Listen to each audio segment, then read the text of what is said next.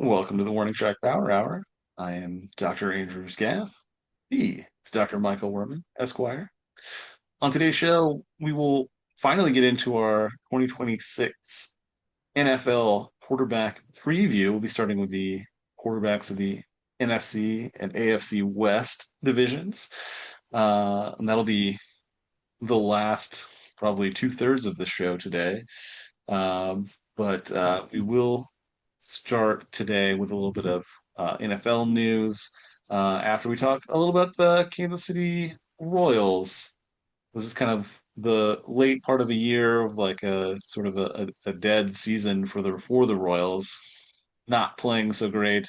I think they've lost four of the last six games since we talked last, but we did see a couple of promising things in this last week. Anyway, we saw what another Royals bullpen signing. Craig Craig, Kimbrel has yeah, or Kimbrel has joined the roster now. yes, But maybe more importantly for like the Royals fans, at least anyway, for viewing pleasure of watching these games anyway. Jac Caglianone's been playing quite well. Had a couple of big yeah. games, including a big home run yesterday off of Tariq Skubal, even lefty matchup. Mike, are you encouraged by seeing Caglione and the new bullpen moves, or is it just you know something to talk about while we're waiting for the season to end? It's something. I think it's just something to talk about. I was encouraged by Caglianone's development. I saw his. I think he had a four extra base hit game against the Cubs that I saw two home runs and two doubles. Two doubles, two home runs, yeah. So that was one of, a really good game that he had. He basically carried the Royals that game. He's been really the providing most of the offensive spark for the Royals the last several days, at least since Witt has been back. Witt's kind of been okay, but Caglianone's had some really good games. So yeah, it's encouraging to watch him develop another good hitter besides Witt in the lineup. Um, He's over the 20 home run mark now too. It's at 21, I believe, as of today. Yeah, so maybe he can get up to 30 or so by the end of the year. That would be nice. We'll see. We'll see what happens with him. There are 42 more games, so he would need, I guess, nine home runs in those 42 games to get to 30, which is Yeah, pace of 30, I guess a 36 home run-ish pace. So he'd have not to, great. A little more than what he's currently doing, but yeah. he is playing more consistently now. Now that he's not being held back against lefties, Yeah, that that seems to means, be that the means thing he's of the playing more past regularly. now. Yeah, Yeah, yeah. especially hitting off guys like Scuball and hitting home runs off of it's powerful, dominant left-handed pitchers. So yeah, he's been pretty good. So that's one of the few bright spots the Royals have had. They've been had all these injuries. Michael Garcia's still Yeah, out, still out with a hand injury. and so one of the you still Pasquantino's still out. Pasquantino's still out. Yeah, Two-thirds of the rotation isn't like all the yes. rotation arms they started the year with are out. Yeah. It's been war of attrition for sure. So it's good that they're just getting through. Kimbrel, if this had been 2018 or something like that, this would be a huge signing. Yeah, But he's been okay. He had some really good years for the Braves and for the Red Sox in the 20 teens, but it's been a little while probably since he's been a dominant reliever, but he can still at least be capable probably. I think this is his third team though this year already. So fifth team in 2 seasons. yeah, so Yeah, but he's bounced around a lot, but he's a solid, probably dependable, reliable arm, which the Royals don't have a lot of right now. I guess they didn't think they had a lot of people down in Omaha that they could cycle through anymore. So yeah. yeah, they went with uh Kimbrel. So I think that's I think that's fine. I mean, it's not a huge, I guess it's not a huge signing, but it's not a bad No. signing. It probably didn't cost a ton, but Yeah. the Royals really need to focus on the next couple of years to try to harness Witt and Caglianone's prime years. So they'll need some pitching to stay healthy. Hopefully, Reagan's can be back by then and do something if his arm hasn't fallen off, which it may have. I don't know. Right. He's had a lot of he's had a lot of Tommy John issues. I think even before he went to the Royals. So Yeah, I think he's already had two full Tommy John surgeries, and I think they just did a what they referred to as like a brace surgery this time, which isn't the full like replacement, but more like stabilizing the tendon that I believe had already been replaced. So I think he was one of the guys that had Tommy John relatively early in his career, even. yeah, it says 2018 he had a He was probably still maybe he may have even been in high school when he had that done the first time then. he was this was his first year and or second year in the minors. So he was drafted in 2016 in the into the first round, and then he had Tommy John surgery in 2018. Oh, and he didn't pitch until 2021 even, so oh, he's a little older than I thought he was then, I guess. So. He's But 28. He'll be 29. He's December 12th birthday. I'm December 11th, so he's a day after me. So yeah, he was the Royals, I think, best pitcher in terms of potential, at least. Maybe not in terms of results always the last 2 or 3 seasons. So he's having him back. He would be there. If healthy, all things being equal, he's probably their ace.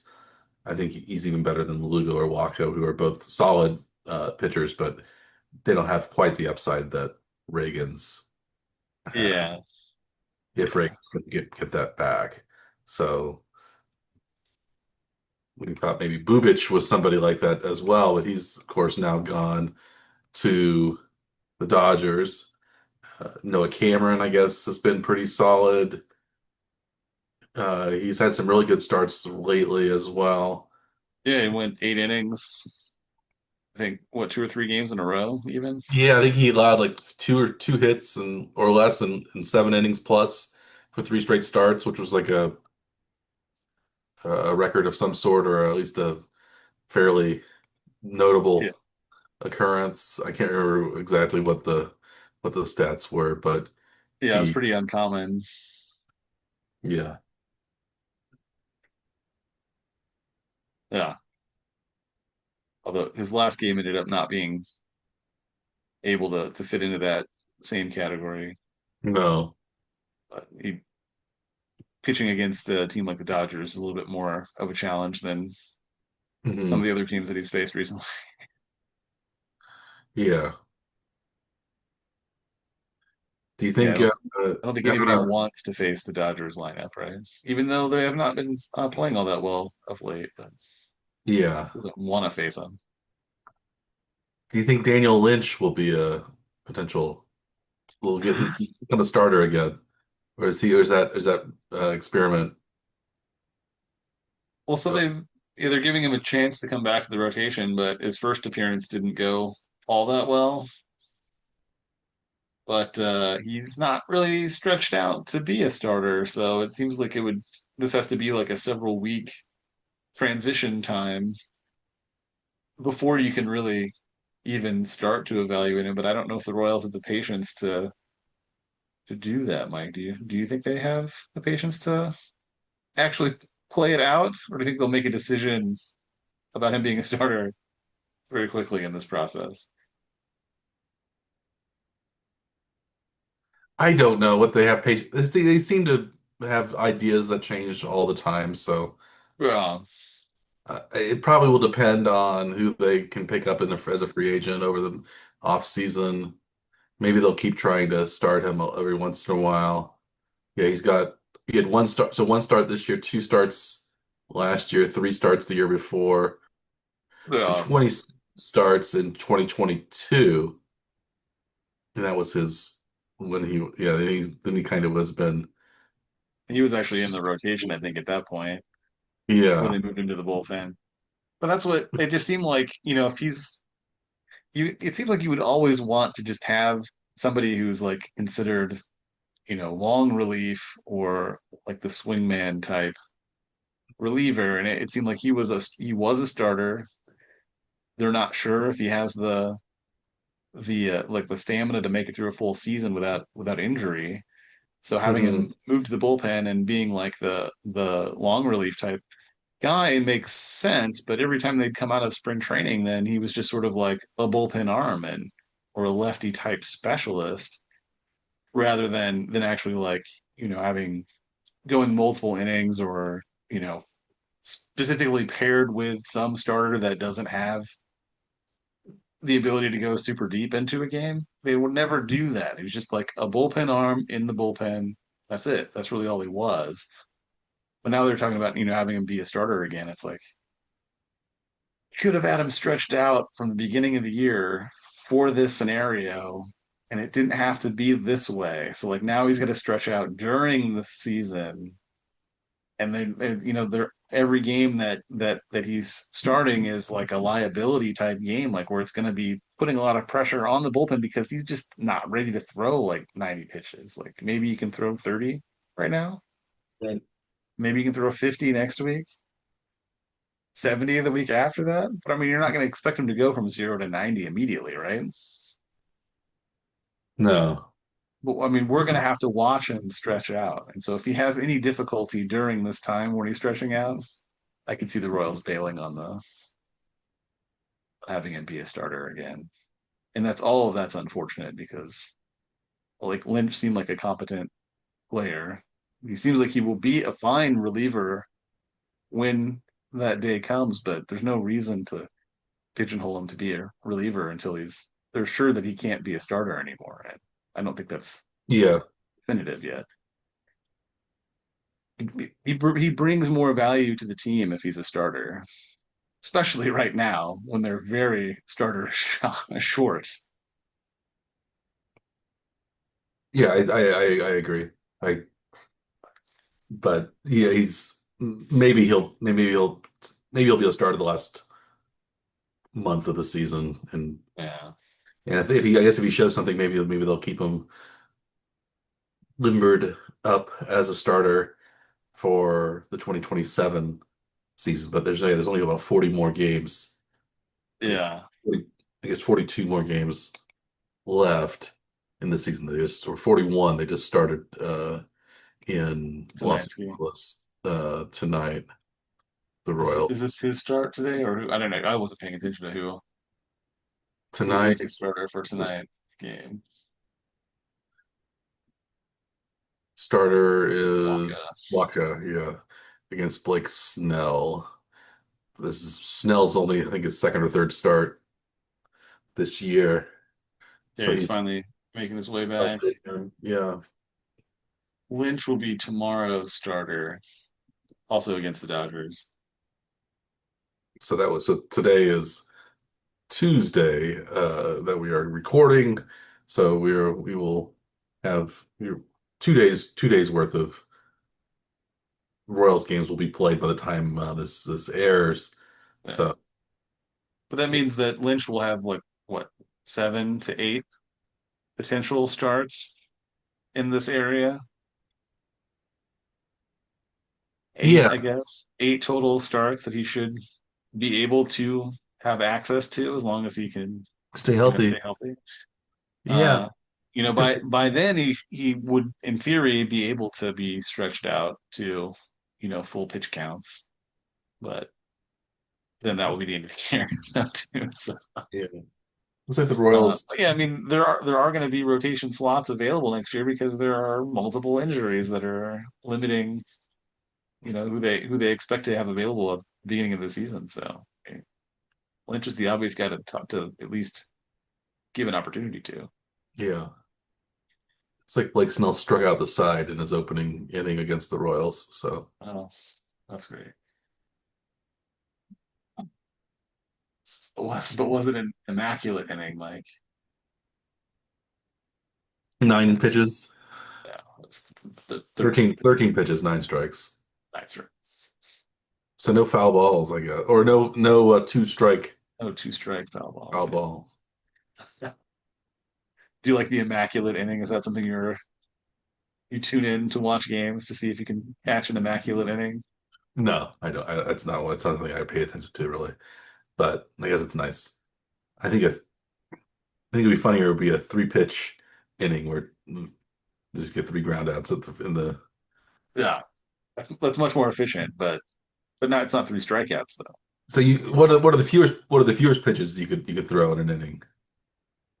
As a starter, it'd be three. If you start the inning, if you came in late, you could, in theory, only throw one pitch and get three outs. Future I of guess, play. right? Even Yeah, if you were a starter, you could now because of the intentional walk rule, you could intentionally walk your first 2 batters, and then with zero pitches thrown. yeah, and I guess then you could get like if you picked a guy off, you could throw zero pitches and get out of I an guess inning. you could intentionally walk 3 players and then pick proceed to pick each of them off or have them be caught stealing. One at a time, pick them off. That would be like a true like baller inning though, right? Like if you come in in relief or something and potentially walk three guys and pick all three of them off. Yeah. So would you try to pick them off from each from a different base? Or would you Oh, like just walk the guy, pick him off first, walk another guy, pick that guy off first? I don't know. Maybe you walk the bases loaded and then proceed to Just pick. proceed to Yeah. work your way around the base path. Or they have or they had like a triple steal planned and they were caught steal. So guy stealing home, guy stealing third, guy stealing second, all three of them somehow thrown out at the same, or maybe 3 different rundowns they could all be caught in, which would be That'd be fantastic. involve a lot of throwing, but you wouldn't have any pitches. Yes. So if you're designing, like if you're writing the script for a future, say like Major League sequel movie, are you working this particular play as to like part of the focal point of Well, your it's a gameplay? little bit like what was it? Um, Rookie of the Year. Did you see that one? See that one with where the kid fell out of a tree and then his arm healed funny and he could throw Yeah, it miles an hour. right. Uh, it's a little bit like that because in the end of that movie, he loses his powers and he has to think creatively to get the final batters out. So I think they intentionally walks people on purpose, and then they do like hidden ball tricks and things like that. So it's yeah, it's one of those movies. Murray used to watch has watched that movie before. She liked Yeah. yeah, with Thomas Ian Nicholas, who's also in A Kid in King Arthur's Court. That was his other movie that Hmm. he was for some reason he wasn't a very good actor, but he was featured in a couple of movies that were popular in the early 90s and then I've watched them with my daughter since. So He has not gone on to become like a gritty adult actor now and I don't think in so. something. I don't remember Thomas, yeah, I'm looking him up now.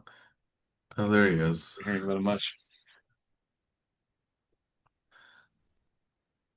Oh, he was in the American Pie movies.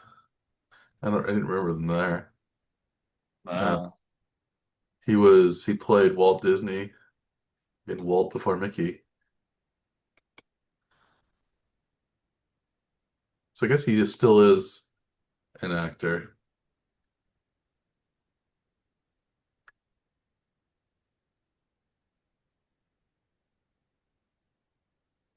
He Okay. originally He's in something like this year. yeah, he originally played Little Tony in Who's the Boss? That was Okay. that was one of his first screen appearances in 1988. We All played right. little Tony Maselli. No, I don't remember. I don't remember him saying Angela, Samantha, Mona. That's my Tony Danza. Jonathan, Hopefully, hopefully that's what he did. That was like all this kid did as like some flashback scene or something, right? Angela. Yeah, but he wouldn't have known. He wouldn't have known Angela or Samantha or he wouldn't have had kids as a little kid. So maybe he had a friend that he could have been flabbergasted by and Yes. yell out their name. Yes. You're gonna have to go back and watch that single episode that he was in. Yeah, I don't. It's called Yankee Doodle Maselli. I don't remember that episode. In '88, so kind of in the middle of the run.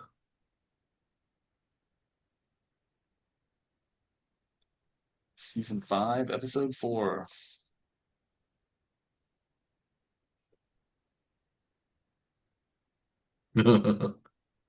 Yeah. Yeah. You're gonna track that episode down, Mike, and you're gonna have to report back next week. Yeah. Angela and the gang are cleaning out the attic. Angela actually accidentally throws out some old Yoo-Hoo bottle caps, thinking they're garbage, but to Tony, they are a cherished memento of his late grandfather. Tony explains he didn't really like his grandfather at first, but then he taught Tony how to tap dance with those bottle caps and had a better relationship with him. All right. Is Tony had got in trouble with the police for stealing a street sign. His grandfather had to miss his U.S. citizen swearing in ceremony and died before he could attend the next one, so he never became a citizen. So they tried to. Oh yeah, I remember they posthumously declared his grandfather a citizen in this episode. I think I vaguely remember that episode.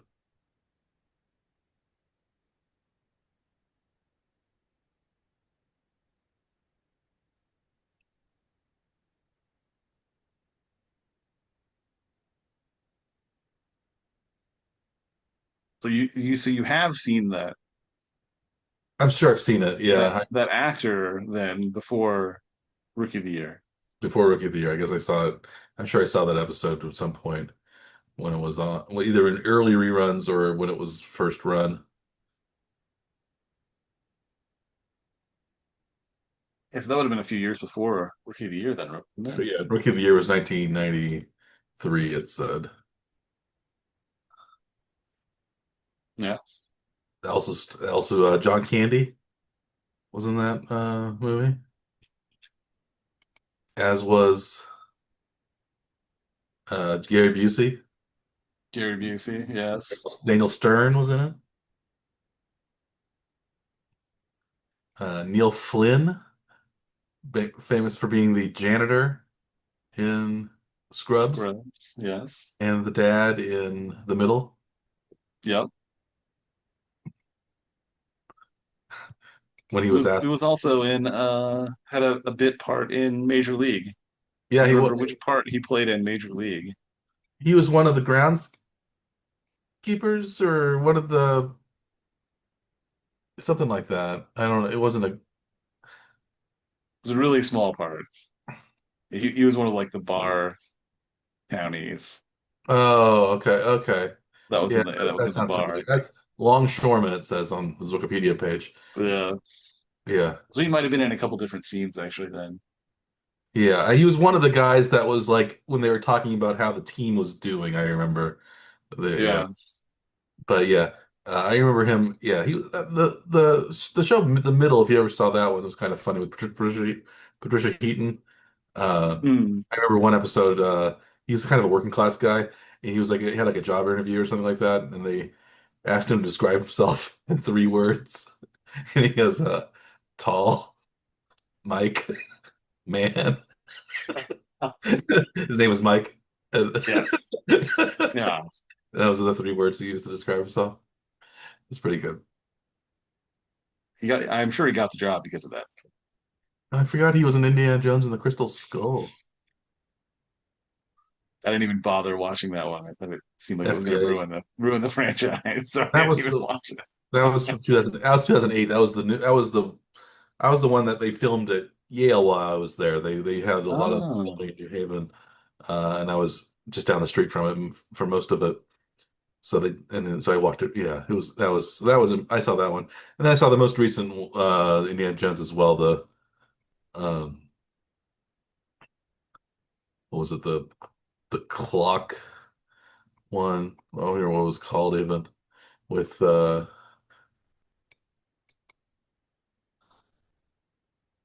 Dial of Destiny. Dial of Destiny. Yes, the Dial of Destiny. I did not even remember that title. Like it seemed unfamiliar to me, even like Even I saw that one. It wasn't that great either. It was better maybe than Crystal Skull. Crystal Skull, but um, yeah, that's not saying a whole lot. Crystal Skull had some fun parts to it, but it was yeah not a great movie. Neither was Dial of Destiny, but um, What is your favorite of the Indiana Jones? Let's just stick to the original trilogy. it's either the first one or the third one. Yeah, It's either Raiders of the Lost Ark or Last Crusade. Last Probably Last Crusade. Crusade is my favorite of the three. Raiders of the Lost Ark is probably the best of the three.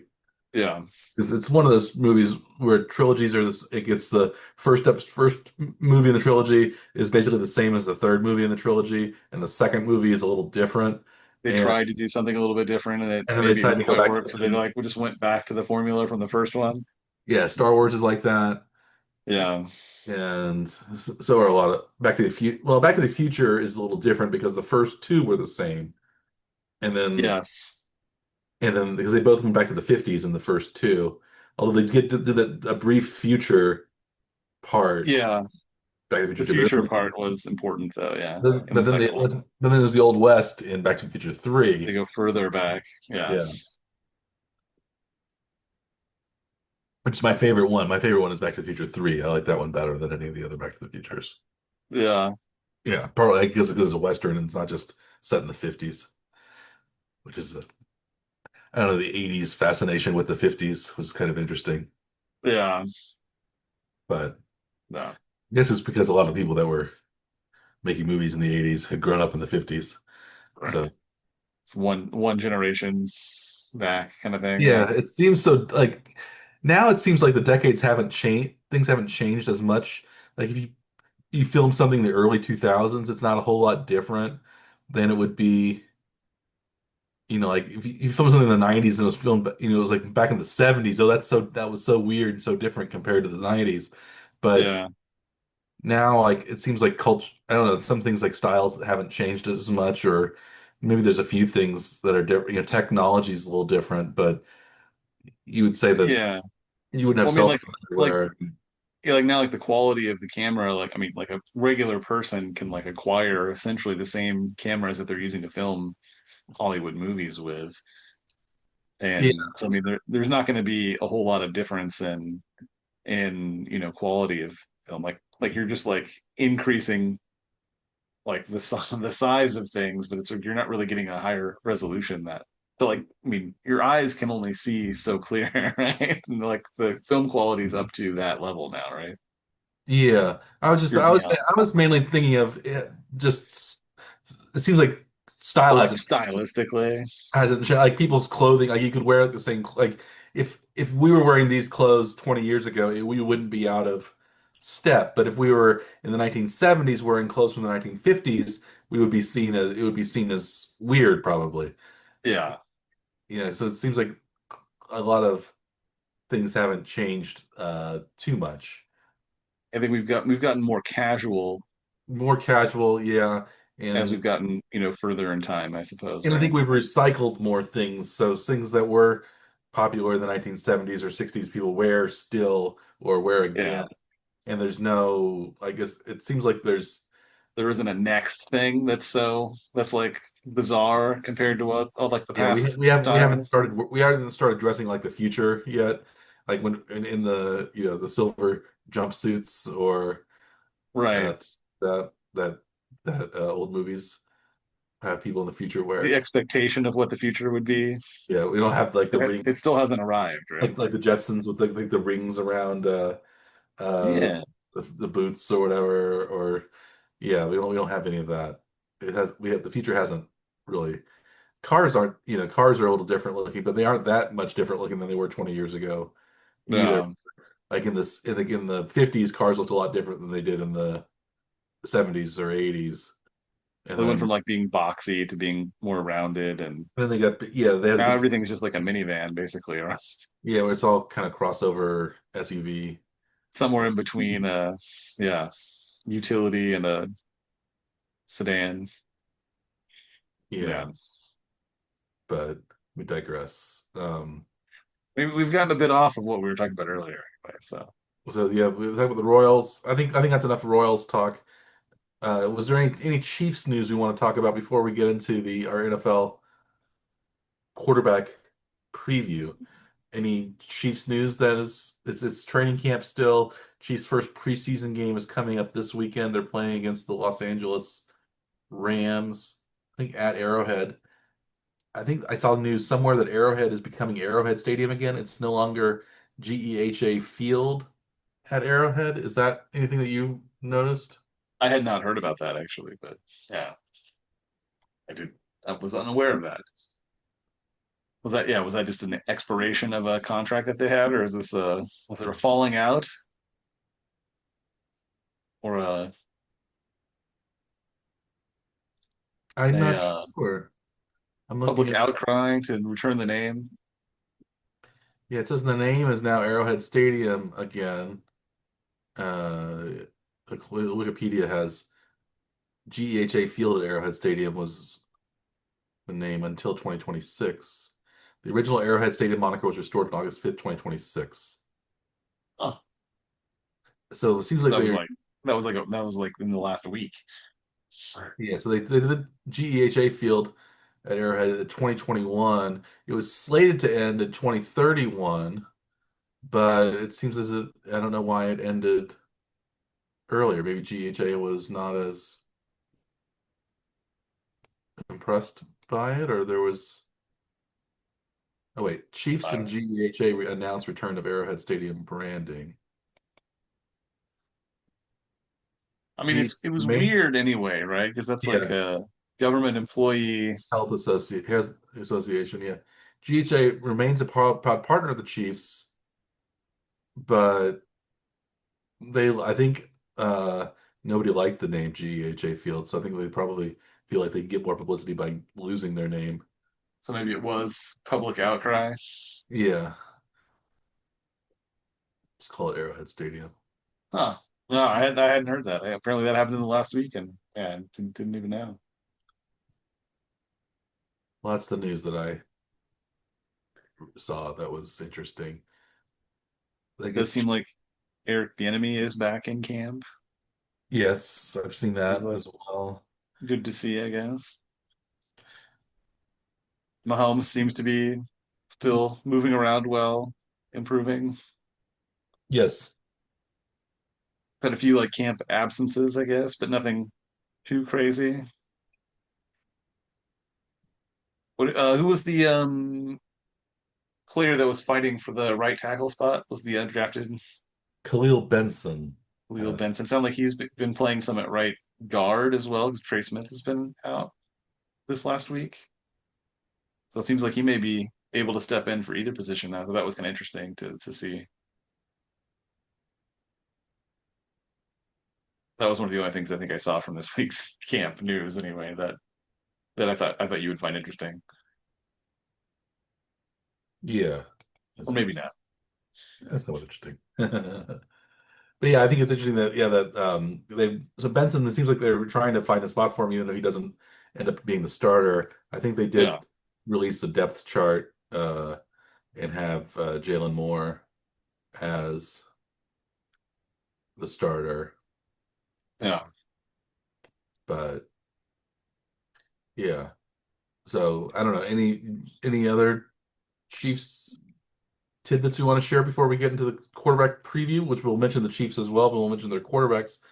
But yeah.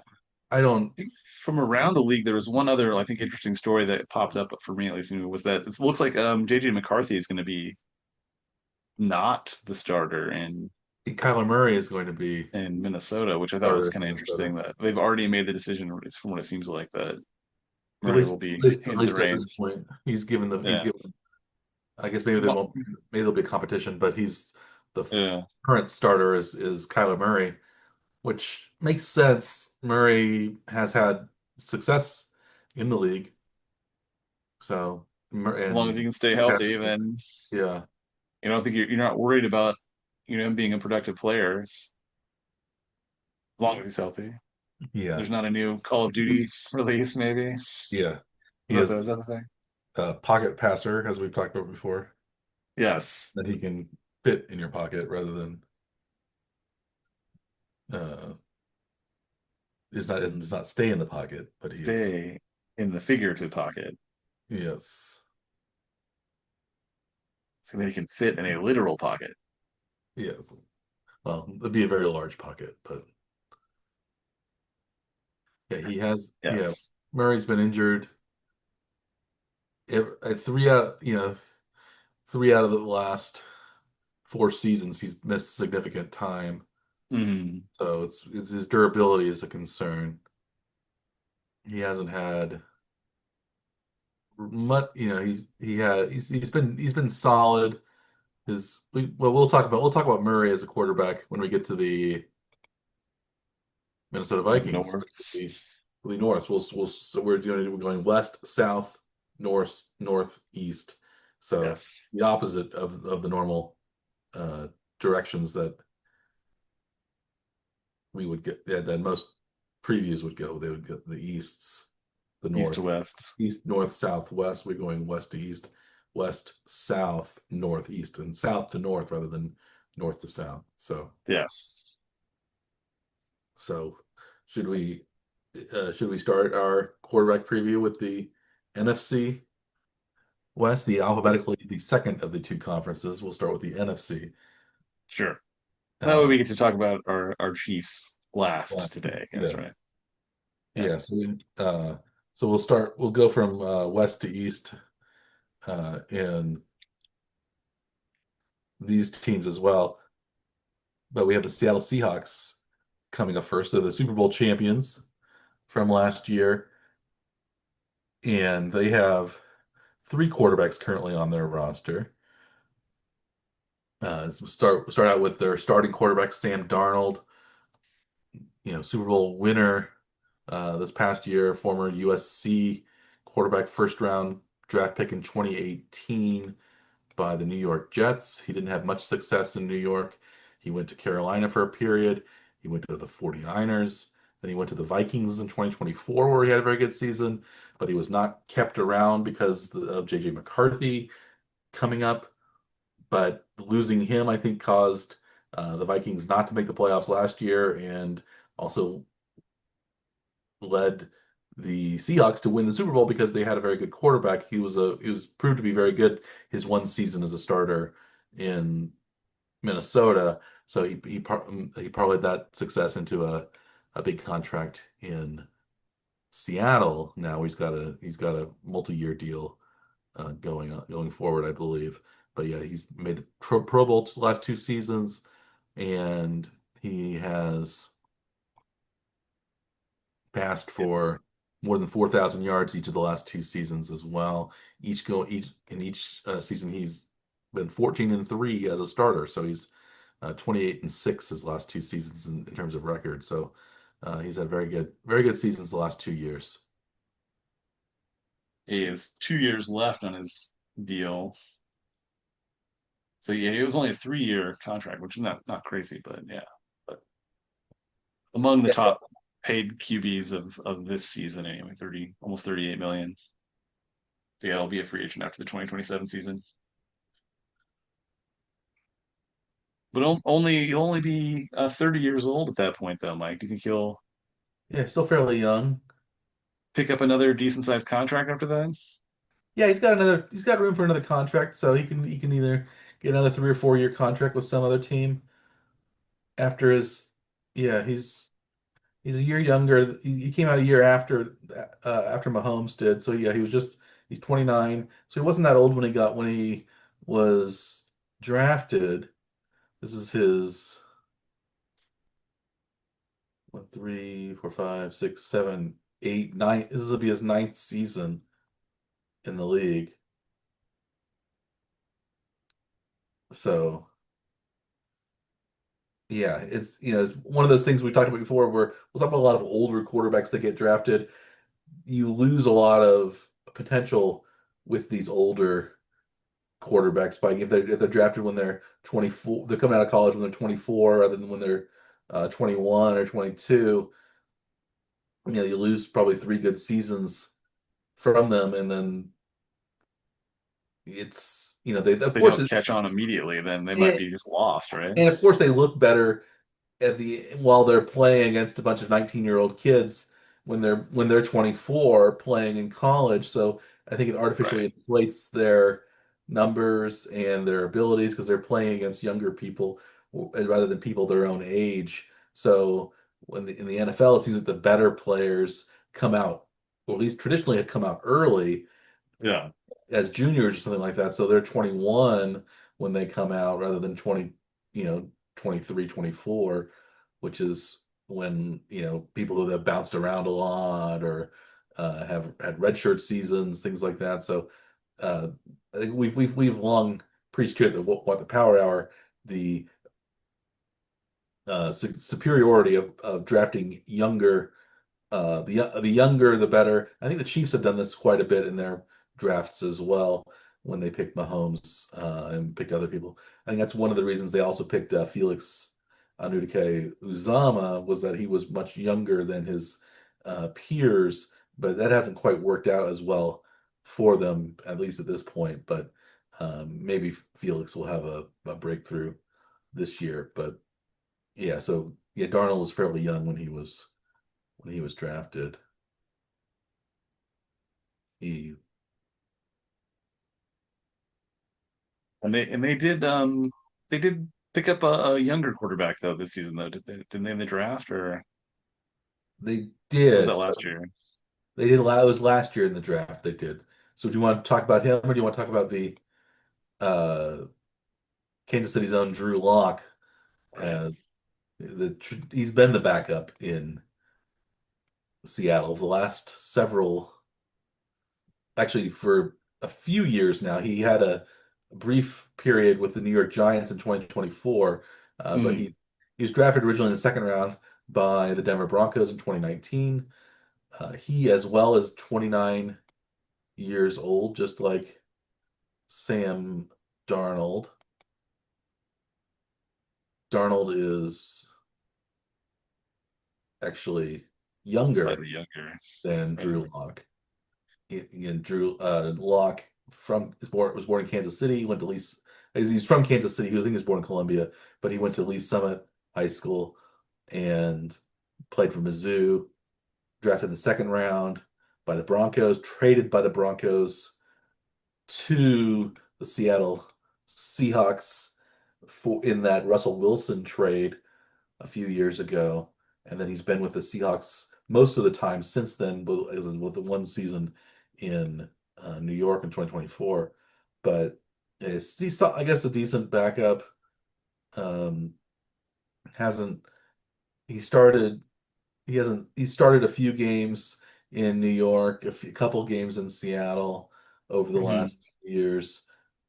Not great in his playing time, but he's not the worst either. So I think, he's at this point a career backup.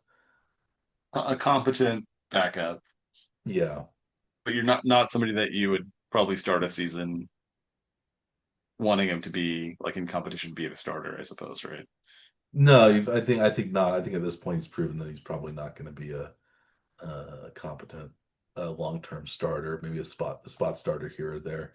Um, but the third quarterback, Jalen Milroe, former quarterback for Alabama, who was drafted in the third round by the Seahawks last year in 2025. he's, I guess, somebody you could maybe potentially see as a potential starter, at least at this point.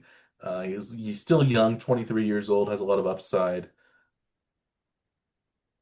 He was the Alabama starter for 2 years after Bryce Young, before Ty Simpson, who we'll talk about later, became the quarterback.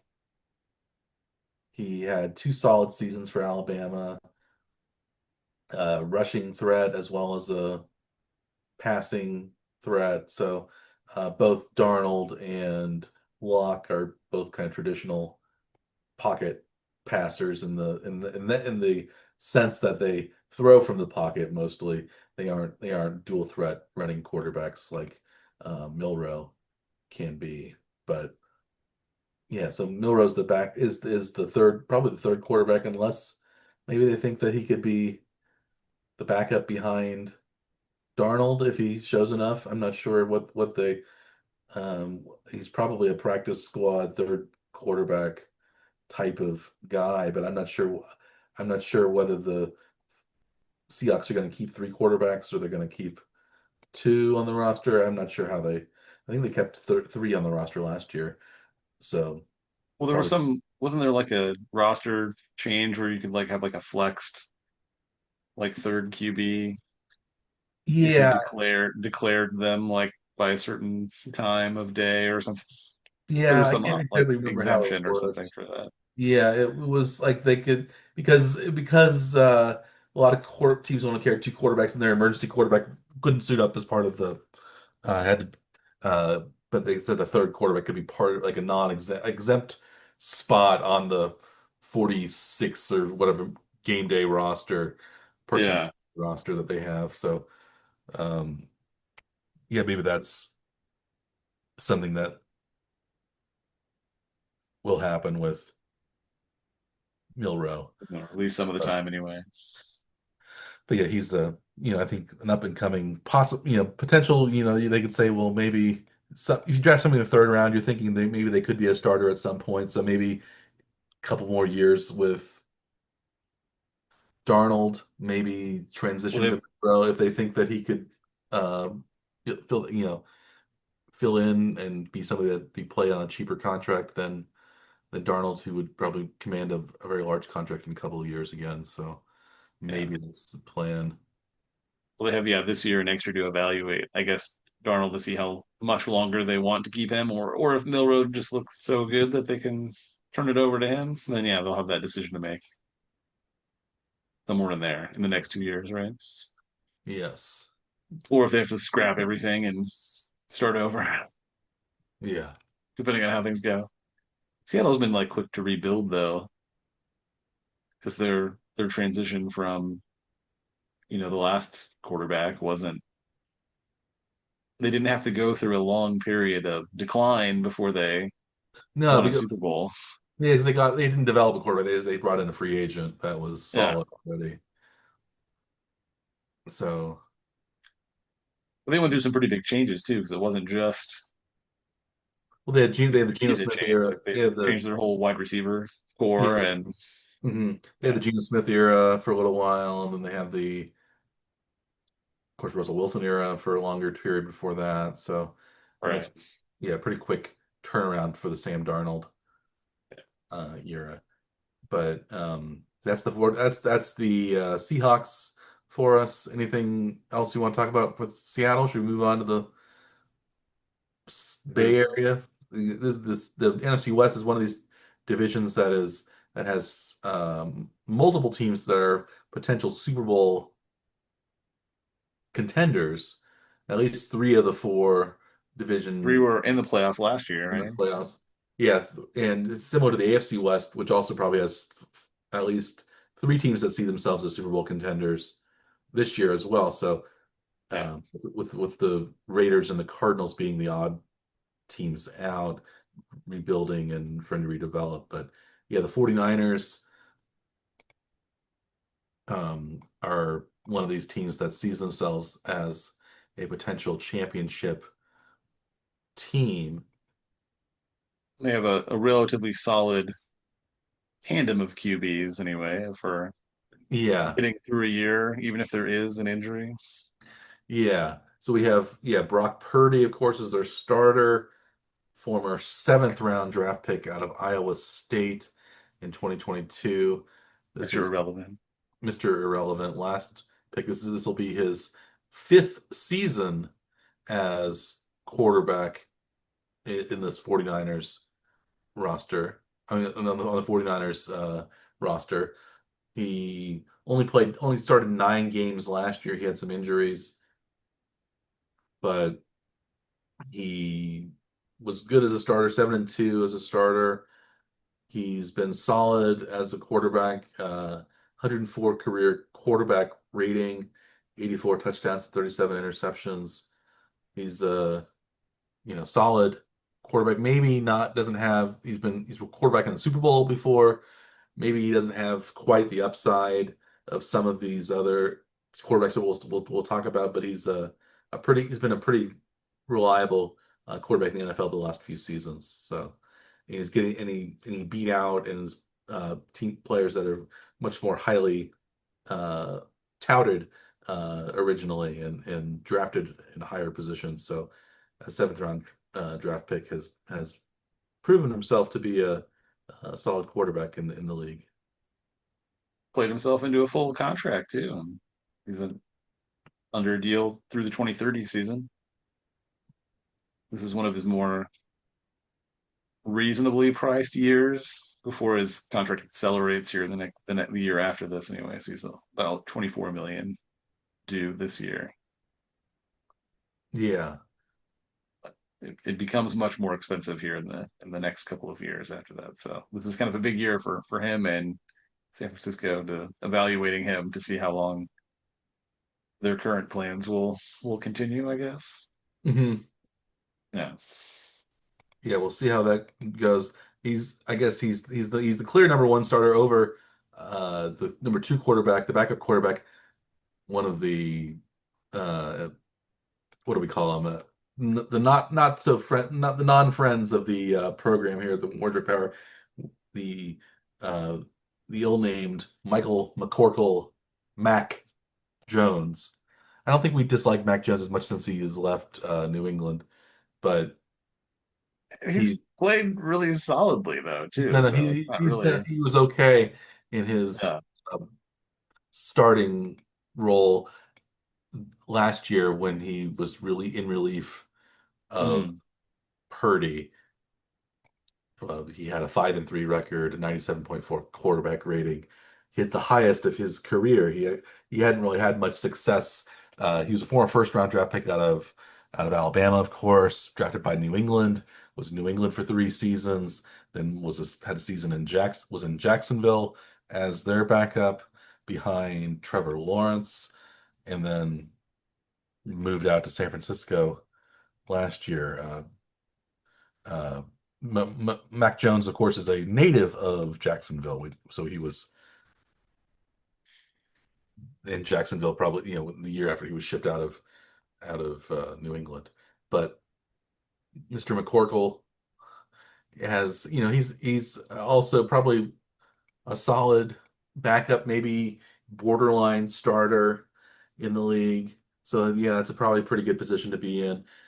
They don't, yeah, like the quarterback, the 49ers, their top two quarterbacks, they don't maybe quite have the upside of Stafford or even Darnold, but they are both probably they're both at least probably starter level quarterbacks in the league. Probably, I mean, Purdy might maybe has some maybe top 15 quarterback in the league, something like that. So kind of middle of the Yeah. pack, probably.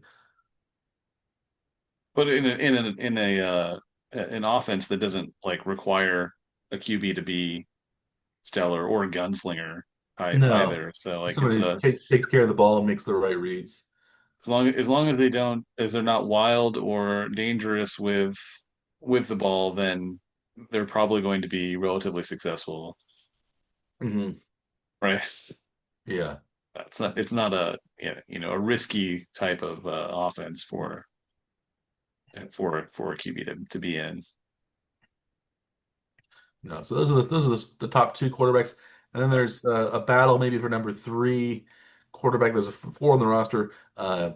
The more experienced of the two quarterbacks of the bottom tier for the 49ers, I guess you would call it, is Adrian Martinez, former Nebraska starter for several years, former K-State quarterback as well, undrafted in 2023. He's been on the Lions practice squad. He's been on the Jets. He's been to the 49ers a little bit as well. He's been on the practice squad for both of those teams.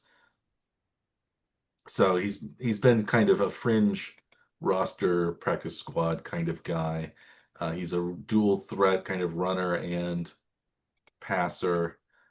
Maybe not doing either of them as well as somebody like Jalen Milroe did in college, but was a solid quarterback for Nebraska for a few seasons and was a solid quarterback at K-State when he played as their starter as well. So he's, you know, so somebody who maybe offers a little bit of a different kind of look than either Purdy or Jones, who are more of the standard non, the passing threat, but not really rushing threat. So that's any you remember any recollection of Adrian Martinez from his college days or his um I, I remember him being at K-State, but I don't really remember paying that yeah. close of attention to him anyway. Well, he is being challenged probably for the third quarterback position by rookie quarterback, uh, seventh round draft pick, not quite Mr. Irrelevant, but a seventh round pick as well this year. Curtis Rourke, who's looking to become a successful seventh round draft pick, just like his teammate Brock Purdy was. And Curtis Rourke, Curtis with K, right? Curtis with a K, yes. Curtis with a K from Canada, from Kitchener, Ontario, Canada. He was drafted in the third round of the CFL draft as well. So he has options if he doesn't make it in south of the border. He can go up north. But he was Ohio University's starting quarterback for mostly of three seasons, and then he transferred in 2024 to Indiana, where he was Indiana's quarterback when in Cignetti's one of his early seasons at Indiana. Went 10-2 as a starter for Indiana, led them to quite a bit of success in the year before last when they won the national championship. So before Fernando Mendoza took over as a starter, Curtis Rourke was the starter, and he was drafted, I guess he was drafted last year, 2025, in the seventh round. So he's another a big guy, 6'4". He doesn't really run the ball very much, but he's got a big arm probably, and he's yeah, solid. Maybe you can see why he's a developmental quarterback prospect, but probably not going to turn into another Purdy, but you never know. If Purdy, you wouldn't have known Purdy was going to be a Purdy if the guys before him hadn't been injured.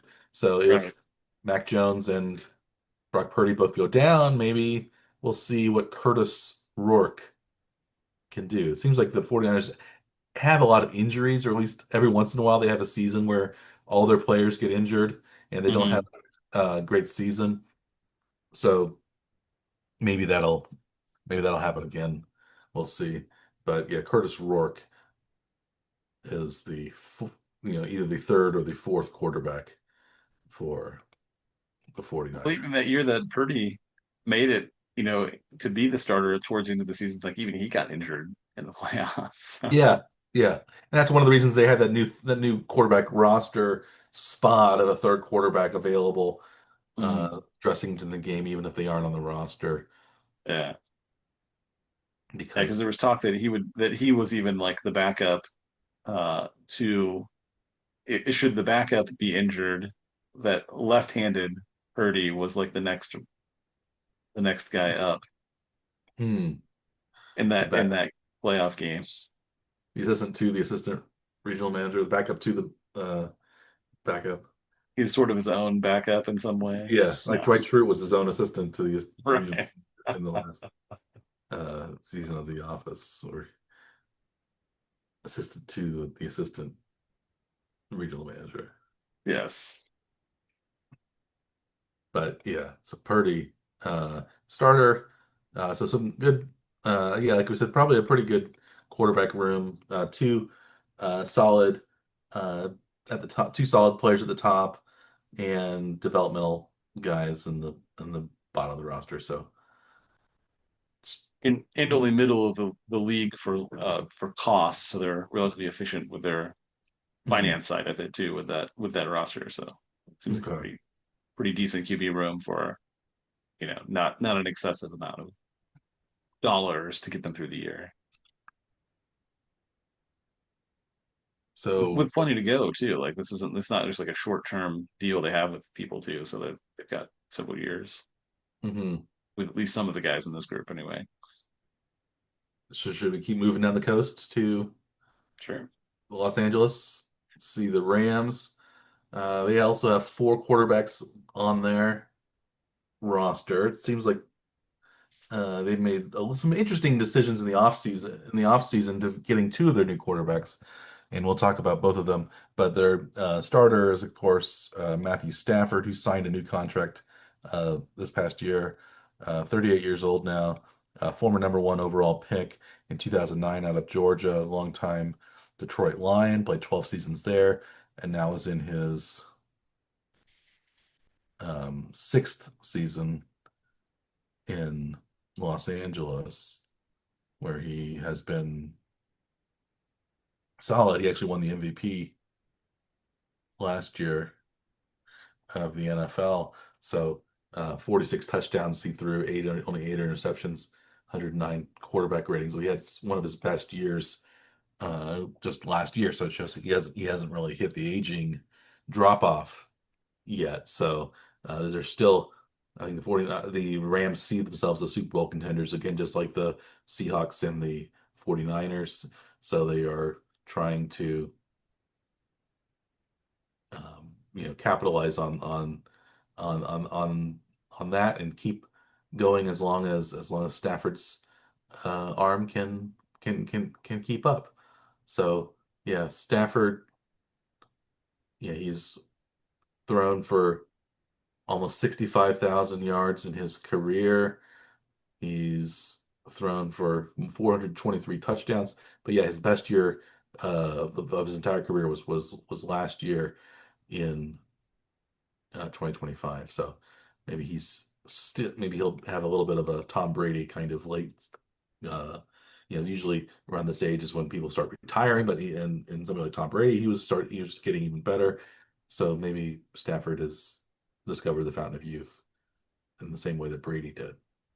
Well, it always helps that they have like really versatile wide receivers, and they seem to find somebody new every year that makes a big splash, though, too. Yeah, Puka Nakua especially Yes. become one of the great wide receivers in the league. He was a fourth or fifth round draft pick a couple years ago. Yeah. Yeah. But it just seems like, yeah, it doesn't matter, what year it is. There's probably somebody with a name you're not familiar with that will be a solid, versatile threat as a wide receiver. They manage to find these guys, and or Stafford, makes them into that though too, maybe potentially. Yeah, They have a formula that seems to work though, whatever it is. yeah, the formula, yeah, yeah, it seems to be working well. So they decided to maybe throw maybe some caution to the wind in this formula by drafting in the first round this year another quarterback to eventually replace Stafford, maybe in the same way that Mahomes was drafted to replace Alex Smith, at least down the road. Maybe it seems like it happened maybe in a little faster than the Chiefs had anticipated it happening. And when Mahomes was drafted, and it seems like I don't know, maybe it could happen next year, even that Ty Simpson will supplant Matthew Stafford as the starting quarterback for The Rams, although I don't think anybody sees Simpson as highly as people saw. Some people saw Mahomes' as potential when Mahomes was picked back in 2017. But yeah, Ty Yeah, Simpson, the former Alabama Crimson Tide quarterback, was drafted very surprisingly and for 13th, number 13 overall with the 2026 NFL draft. And a lot of people were surprised because you thought again the Rams are very close to the Super Bowl. You might draft somebody that could help uh, be a contributor for their Super Bowl run, but a backup quarterback really doesn't see the field very much at all. Ideally, doesn't see the field at all if your yeah, starter is doing well. So it was a bit of a strange pick, but yeah.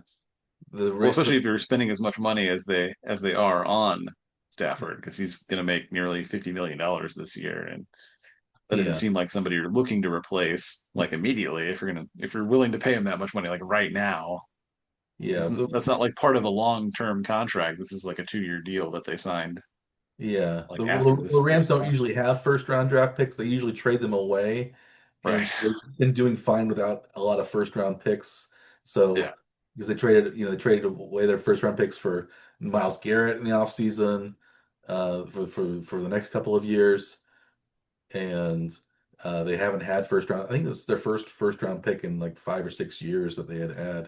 Uh, Yeah. so, because they traded a lot of them away as well to get Matthew Stafford from Detroit when they traded Jared Goff. I think Jared Goff might have been one of their last first round picks that they had before before Simpson, but maybe there's probably one or two in between, but not a whole lot. So, but yeah, Simpson is kind of an interest. Solid. He had only one season as a starter at Alabama, had a very good season, but was he much better than say Jalen Milroe? He couldn't beat out Milroe before, so it's a little bit odd maybe that he was selected so high. But I guess the Rams were high enough on him that they didn't want to trade back in the first round and think they could get him there. So um, Ty, Ty, yeah, Ty Simpson is 23 years old. He'll be 24 in December, so he's not particularly young. He spent 4 seasons at Alabama, but didn't really play too much except last year. So we'll see how Ty does in the preseason. I guess we won't probably see him much in the regular season, but we'll see how well he does in the preseason. We'll probably see him first against the Chiefs this weekend. This weekend. Yeah. The former Governor Cup game Former, yes, Governor's Cup game, yes, when they were on the other side of the state. when they were from St. Louis, yeah. Yeah. So we have two more quarterbacks on the roster. I guess maybe we'll go to Stetson Bennett first, who is already 28. He's almost 29 years old. He'll be 29 in October.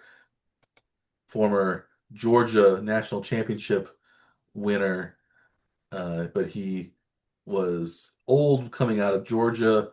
Also, sort of a pocket passer in both senses of the word. Not much of not a huge running threat. Also, very short, so he's under 6 feet tall for a quarterback with pretty small, but I guess showed good leadership ability, and a strong arm. Uh, Two-time college football national champion at Georgia, 2021, 2022. Picked in the fourth round in 2023 draft by the Rams. He's been with the team since then as their backup quarterback. You know, it's seems to me, is he gonna stay the backup or is that gonna be Ty Simpson's job now? And then is Bennett gonna be on the outside of a roster spot looking in, as a practice squad kind of guy? So he's probably not gonna latch on to another team, I wouldn't think, because he hasn't shown anything. He hasn't played at all in the NFL, so he Has hasn't he he, not played at all? he hasn't thrown up. I don't think he's thrown a pass. No. Yeah, he's been on several rosters though, right? He was the third quarterback last 2 years. Garoppolo was the primary back in Oh. 24, 25. So Hmm. he was placed on the non-football illness list on in 2023. So basically he hasn't played. Hmm. Yeah, he got into one game apparently in 2024, but yeah, no stats. Must have like handed it off or something, I guess, right? Yeah, something. Yeah, I don't see anything. I don't see Because any. it wasn't a kneel down because that would be a rushing attempt. Yeah, no stats. Yeah. So, which It for seems crazy though to be already 28 years old and having been on a roster for 3 seasons but not been into any games mhm, as a 28-year-old now, right? 28, almost 29. Yes. He'll be 29. This will be his year 29 season, the age Yeah, 29 season. 29 October. Yeah. It's the same age basically as Sam Darnold, almost. Hmm. Hmm. Just maybe a few months younger. Yeah.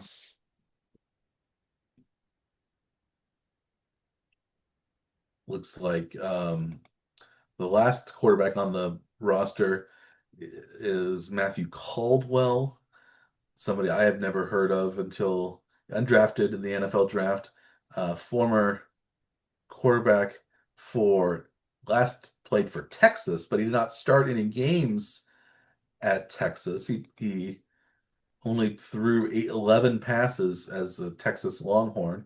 He started 6 games for Troy, and then 7 games previously that in FCS with Gardner Webb, and also started a game with Jacksonville State in 2021. So he's bounced around a lot, but hasn't started more than 6 games in a year. So it's hard to see how somebody like this is even on an NFL roster since he hasn't even been a full-time starter for any team for a whole season in college. So I don't this is the most uh peculiar roster spot that I've seen uh of at least so far. We're looking at our quarterback preview of the Western divisions. But yeah, I don't know what he's not particularly tall or athletic seeming. He doesn't run the ball too much, so I'm not exactly sure what Matthew Caldwell has. He's 6'3" ish, so not short, but he did throw a game-winning touchdown in at Texas, I guess last year when I suppose Arch Manning was hurt or something like that, or not available. But it's yeah, it's a weird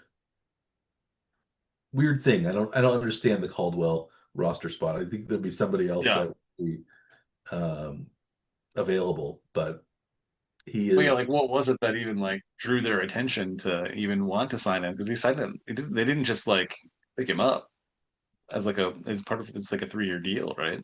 Yeah, he signed a 3-year deal for $3.1 million as an undrafted free agent on April 8th, 20. Yeah, so soon after the draft, he signed. So he But like must have based on what though, right? That's just what's surprising. scouting material. Somebody at Texas said he was really good. I guess he's not. He Yeah. didn't start Texas because Arch Manning is going to be probably a first round draft pick, so maybe he's not started. But he wasn't like he didn't light up the scoreboard in either any of his other stops before Troy or Gardner Webb or Jacksonville State. So I don't know exactly. He's not like Bailey Zappi or somebody who had these huge seasons Yeah. for teams that Western Kentucky or Houston Baptist or whoever Bailey Zappi played for. So like you can see he's putting up huge numbers, so you might as well give him a shot. There's yeah, I don't know where Caldwell how he was picked up, how he fits in. It just doesn't make any sense to me. So, but Yeah. he's the fourth, obviously the fourth quarterback in that room. They Yeah. need because the Rams don't usually play Stafford in the preseason, so they need another quarterback as the third quarterback. But you think they could find somebody that at least has more experience or more, at least pedigree success than Mr. Caldwell, but he's the number four guy in Los Angeles. Yeah, so if there's the weird scenario where they did have to like go to a third QB on the roster, like you're getting into, a choice between two guys who've not had any, pro experience and some that have barely no college experience, right? Yeah, like it makes sense why Stetson Bennett had a lot of college success, Yes. and it makes sense why he would be maybe a backup quarterback. But yeah, I don't see it with Caldwell. But you never Yeah. know, I guess. He had I a just one oddity, Mike, I just saw that I have to draw attention to, but it seems like Matthew Caldwell's agent should probably be Stetson Bennett's agent instead, because the guy's name is Dylan Fedora. Dylan So Fedora. it seems like he should be the Stetson guys, Because right? They both have hat names, right? So hat names. yeah. But Yeah, no, he Fedora is Caldwell's agent, not yeah. yeah. Both hat relate. Maybe they need hat related quarterbacks. So there's Well, another hat relation then. uh, Chapeau. yes. Cap Hansen, something like that. So, Yes. oh yeah, I was Yeah. trying to think of other athletes that had hat names. The home run derby, perhaps. Yeah. Yeah. Yeah. But let's move on. Maybe move on to the last but not last, and probably least in the division. We have the Arizona Cardinals, who've already started their NFL season with in the Hall of Fame game, which we talked about before as a when we talk about betting the under, but it was much over I think it was over 35 and a half. I think it was 33 to 30 was the final score, something like that. So it went 60 plus points instead of it was so not even close to getting the under. But 17-17 at the half even, Mike. So yeah, it was nearly over at the yeah. half. But we have maybe a quarterback battle here for the starter position, even though it seems like it's Jacoby Brissett's job to lose, but he's not probably that much more successful in the NFL than Gardner Minshew has been. So, but I think both of them are kind of fringe starter level, where we have, so I think at least maybe both of them are sort of Mac Jones-ish levels of starter, or maybe a little less than Mac Jones even. I'm not sure, but we'll start with Jacoby Brissett, 33 years old, drafted in the third round out of NC State. He also had played for Florida. He's been was drafted originally by the Patriots during the Tom Brady era. Traded early on to the Colts, who I think needed him to start when Andrew Luck got hurt, and he had a couple of starting years with the Colts. He's played for the Dolphins, played for the Browns, the Commanders, back to the Patriots, and then since last year he's been with the Cardinals, and he's had some success. 20 and 45 record as a starter. He hasn't had a full. He's only had two. This is probably his third full season as a starter. He's only 1 and 11 as a starter last year, so not great. But he did throw for 23 touchdowns, only 8 interceptions, about 3,400 yards. So somebody who can be a starting quarterback in the league, but if you have him as a starter, you're going to be a bad team. So that's kind of where they are with Brissett, I think. I don't think that's necessarily his fault. It's just usually he's brought in as a backup and then and has like always ended up getting significant playing time basically every stop he's had though, right? Yeah, yeah. He got two starting seasons basically in Indiana. Indianapolis because of Andrew Luck injuries. And then like the surprise retirement, and then they were kind of stuck with Yeah. not being able to make a move. 'Cause I don't think they knew what to do, probably initially at least. And then he played quite a bit for Cleveland as well in 2022. Um, yeah, But he's wasn't expected to be the starter, I don't think, when they signed him, no, right? no. Yeah, So he's had a lot of starting experience, but yeah, he's come along. He's been a good spot starter and when called upon, but he's not probably yeah. the person you want to have as your starting quarterback. Well, But he this is really probably his first place where he's truly brought in to be the starter, at least for this season anyway, right? Is that like where the intent is actually you are going to be the starter? Is yeah, that besides yeah, maybe a year in Indy, yeah. something like that, right? hmm Yeah, Brissett, Yeah. so he's the starter probably, but I would say he has got a fairly short leash. So if he Also doesn't true. play terribly well in the first few games, I would say they would go to Gardner Minshew as their second option. Gardner Minshew's 30 years old, sixth round draft pick, formerly out of Washington State. Also played at East Carolina before that. He played for Jacksonville a couple of years, the Eagles for a couple of years. Also went to the Colts, the Raiders, and of course was the Chiefs backup last year and went in to replace Patrick Mahomes, but promptly injured his knee in this first game for the Chiefs. So the Chiefs didn't see much of Minshew as the backup quarterback, but as the starting quarterback. So, but he's Minshew. I think Minshew mania has followed him wherever he's gone. He's been a decent starter. A couple when he's been put into starting positions. His record is 17-30 as a starter, so a little better than Brissett's overall record has been as a starter. Mhm. But he's not not the greatest quarterback, but he's kind of a scrambler, a little bit of a gunslinger, I think, is his mentality. I think Brissett is probably somebody who's a little bit more cautious with the football, perhaps, than Minshew has been.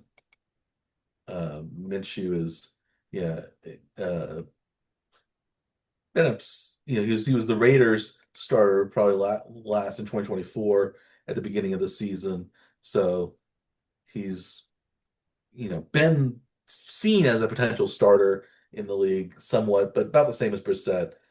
They're both kind of good backups to have, but probably not the ones you want to starter. But in Arizona this year, that's who they have because this is a rebuilding year, and Yeah. Arizona looking to draft a quarterback next year in the first round because they'll have a bad record, and the first round quarterbacks will be a better crop this year than they were in last year's draft. So And they're both on like I think last year's of deals, so they're not expected to be building the roster around either of those two QBs. yes. Yeah, Minshew was named the starter in Week 16 for the Chiefs. He suffered a non-displaced tibial plateau fracture, was what ending his season. So they thought he really tore up his knee, but I guess it was but still was a fracture. But it was not a ligament damaging injury that Yeah. they thought it was going to be a torn ACL, just like Mahomes had. But Which yeah, would have so been in that's like back-to-back games, right? yeah, those are the top two quarterbacks that the Cardinals have. And their third quarterback was the quarterback who ended up starting the Hall of Fame game. That's Carson Beck. So maybe he is somebody that they might develop into a long-term starter because he was the third round draft pick this year, 65th overall pick in the draft. Former Georgia quarterback was the backup to Stetson Bennett on those Georgia national championship teams. Then led Georgia as a starter for 2 years, very strong success, and also was the Miami quarterback when their national championship loss team, where they lost to Indiana last year. So he's been solid in his seasons as a starting quarterback in college football. third round draft pick. So maybe somebody who could develop into an NFL starter. So maybe that's what the Cardinals are seeing if they think Carson Beck can develop into a starting quarterback. He's 6'4", he's almost 6'5", so he's a big guy, big strong arm. Doesn't really run very well, but he throws he throws a good ball, throws more touchdowns than interceptions, so that's what they uh, are looking for. So Beck was known to he bought a Lamborghini in college, which brought attention to him during his in the NIL process. So he must have been paid a lot of money in NIL money. He bought a Must be. Lamborghini Urus, which is an SUV Lamborghini. Didn't even know they made an SUV. I didn't either. I don't know how much the Urus Lamborghini Urus costs.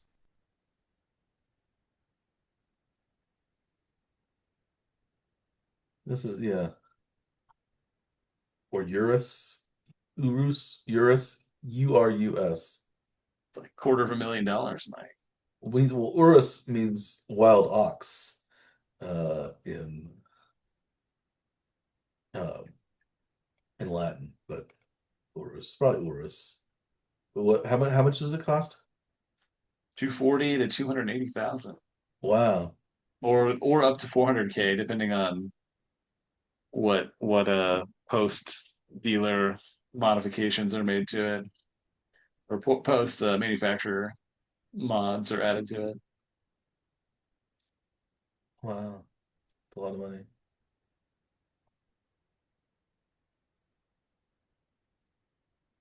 Yeah, wow, yeah.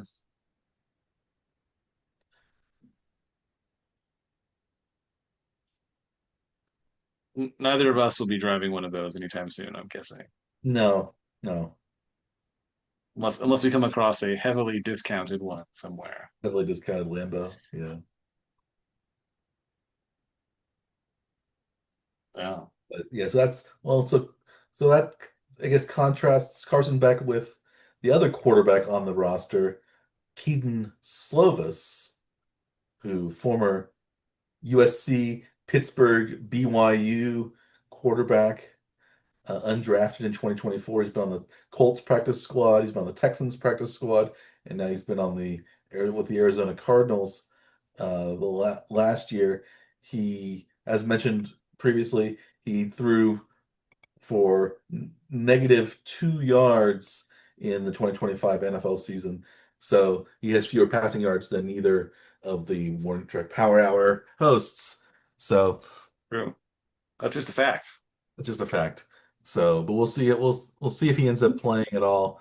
But he's probably the four. He's probably probably definitely the fourth quarterback on this list. They aren't going to probably bump back for Slovis anytime soon. So he's the number four guy, but somebody That that should maybe that should be a t-shirt slogan though. The bump back for Slovis could be a like a slogan that should be out there, right? Pro Slovis slogan. Yeah. Both of those QBs did pretty well in their preseason game though, in the Hall of Fame game. Oh yeah. Uh, Beck was 15 for 19 for 188 yards and a touchdown, no interceptions. Slovis was 9 for 10 for 106 yards, one touchdown, no interceptions. Hmm. So Maybe yeah, they're both maybe both they'll quite get rid of efficient. maybe they'll get rid of Brissett and Minshew and just go with Slovis and Beck.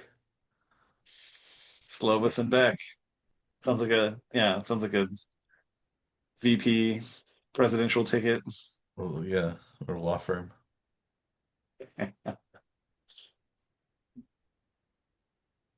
Yeah. So that's the NFC West. Any closing thoughts for the NFC West, or should we move on to the Uh, AFC now? so the Arizona is the cheapest of the QB rooms that we've talked about so far by quite a bit. They're like lower half of the league. in spending at the position. So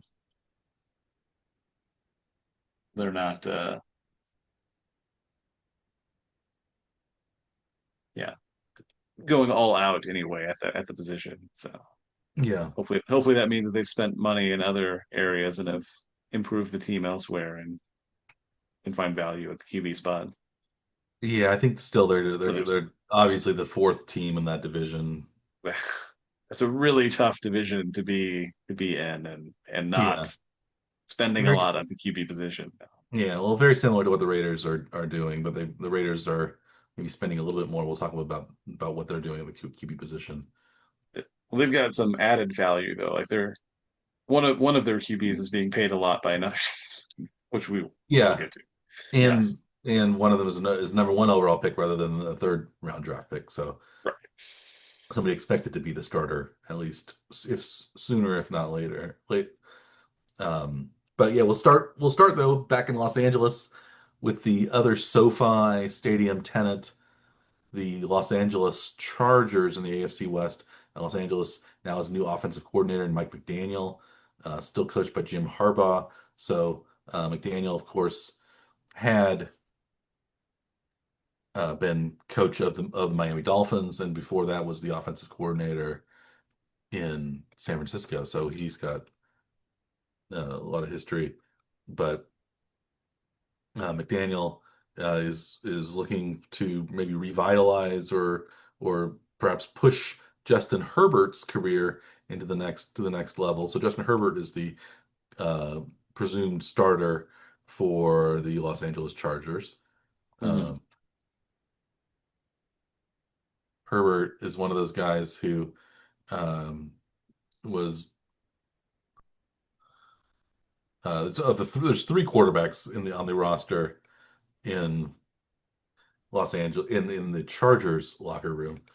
Um, yeah, former 2020 first round draft pick out of Oregon, Justin Herbert. Herbert had been a most at least partial 4-year starter at Oregon before he became the starting quarterback in the COVID year.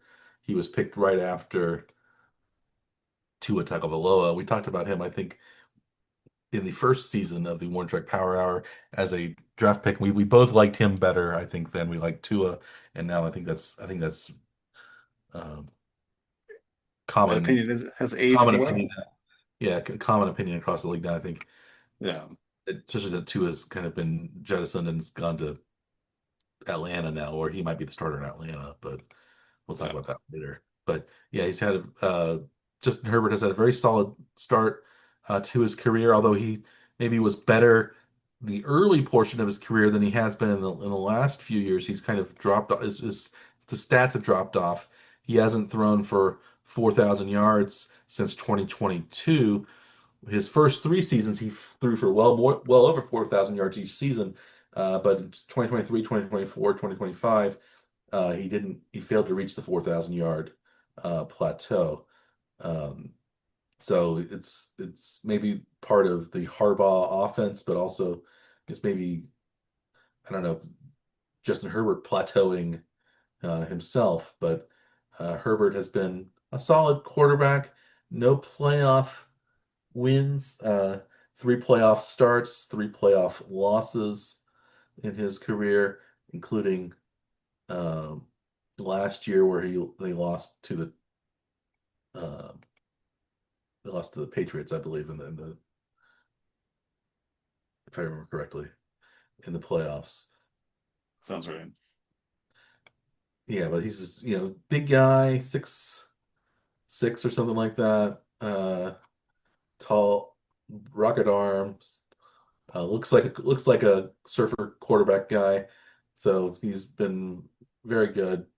And he maybe with McDaniel there, he can, you know, tap into his full potential. So I think that's what the Chargers are hoping for sure. But yeah, solid quarterback for the Chargers with Justin Herbert, although maybe an underachieving quarterback through his first 6 seasons at the NFL. This will be his seventh season starting now, and he's still only 28 years old, so fairly fairly young still. But in that top tier of respected QBs, I think, right? For like, what you expect out of them, I guess, right? Hmm. Not quite the Josh Allen or Patrick Mahomes, but like right in that area though, right? Yeah, I'd say he's maybe fringe top 10 Yeah. quarterback, you would say, Herbert. Yeah. You have Burrow and Lamar Jackson, Stafford, Yeah. of them for sure, besides Allen and Mahomes. Yeah. Maybe that next level, the Jalen Hurts, maybe Jalen Hurts even above Herbert, given his postseason success, even though maybe Yeah. you might rather have Herbert as your quarterback than Jalen Hurts, but I'm not, that might depend on what sort of offense you're running. Right. But but yeah, so he's been 52 and 43 as a starter, solid, passing quarterback, but yeah, not quite as successful as probably the Chargers had hoped he would be by at this point in his career. So maybe this is a big year for him and for the Chargers to see what they can do in the playoffs. But behind him, we have another highly touted former prospect in Trey Lance, who was, of course, drafted number 3 overall by the 49ers in 2021. He was with the 49ers for 2 seasons. He was beaten out by Brock Purdy as the starter, so he then was traded to the Dallas Cowboys, where he played as backup for 2 seasons behind Dak Prescott. And now this is his second season now as a backup behind Justin Herbert. And Trey Lance, of course, was played at North Dakota State as a he only had 1 season as a starter because of COVID, but he went 16-0 in that season and threw for 28 touchdowns and no interceptions to lead the uh, FCS to the national championship, North Dakota State. But so he's not really proven. So that was one reason maybe that the he was sort of risky to pick as such a high pick for the 49ers. He was also injured, and Purdy turned out to be much better than advertised. So he was kind of the odd man out. So maybe with reuniting with Mike McDaniel can help Trey Lance kind of recapture some of his magic, or maybe he's just going to be a career backup. It's hard to say, but um, Lance is one of those also kind of he's a dual threat quarterback as well, rushing and passing. He rushed for over 1,100 yards. He rushed for 1,100 yards in his 1 season as starter at North Dakota State. So maybe a very talented backup, but somebody who is still unproven at this point, even though he's entering his 6th season in the league. Only started 6 games so far in his career. He started Yeah. one last year with the Chargers, one with Dallas, and 4 with the 49ers. I think San Francisco had some high hopes for him, but then he was injured relatively quickly, wasn't he? Yeah, he broke his ankle or something, and then that's when Yeah. Purdy stepped in and did very Yeah. well. Yeah, And because then yeah, but since he had that expectation of a shot, he hasn't really had a shot. no, he hasn't really got a chance, so it's hard to say. So maybe if Herbert gets hurt, maybe Lance can show what he can he can do. And Herbert's one of those guys that like hasn't well had missed a few games a couple years ago, but that's about all he's missed in his career. He's Yeah, been he's been he's been a very durable. reliable, solid, yeah, durable QB. Yeah. So we'll see what happens with Trey Lance.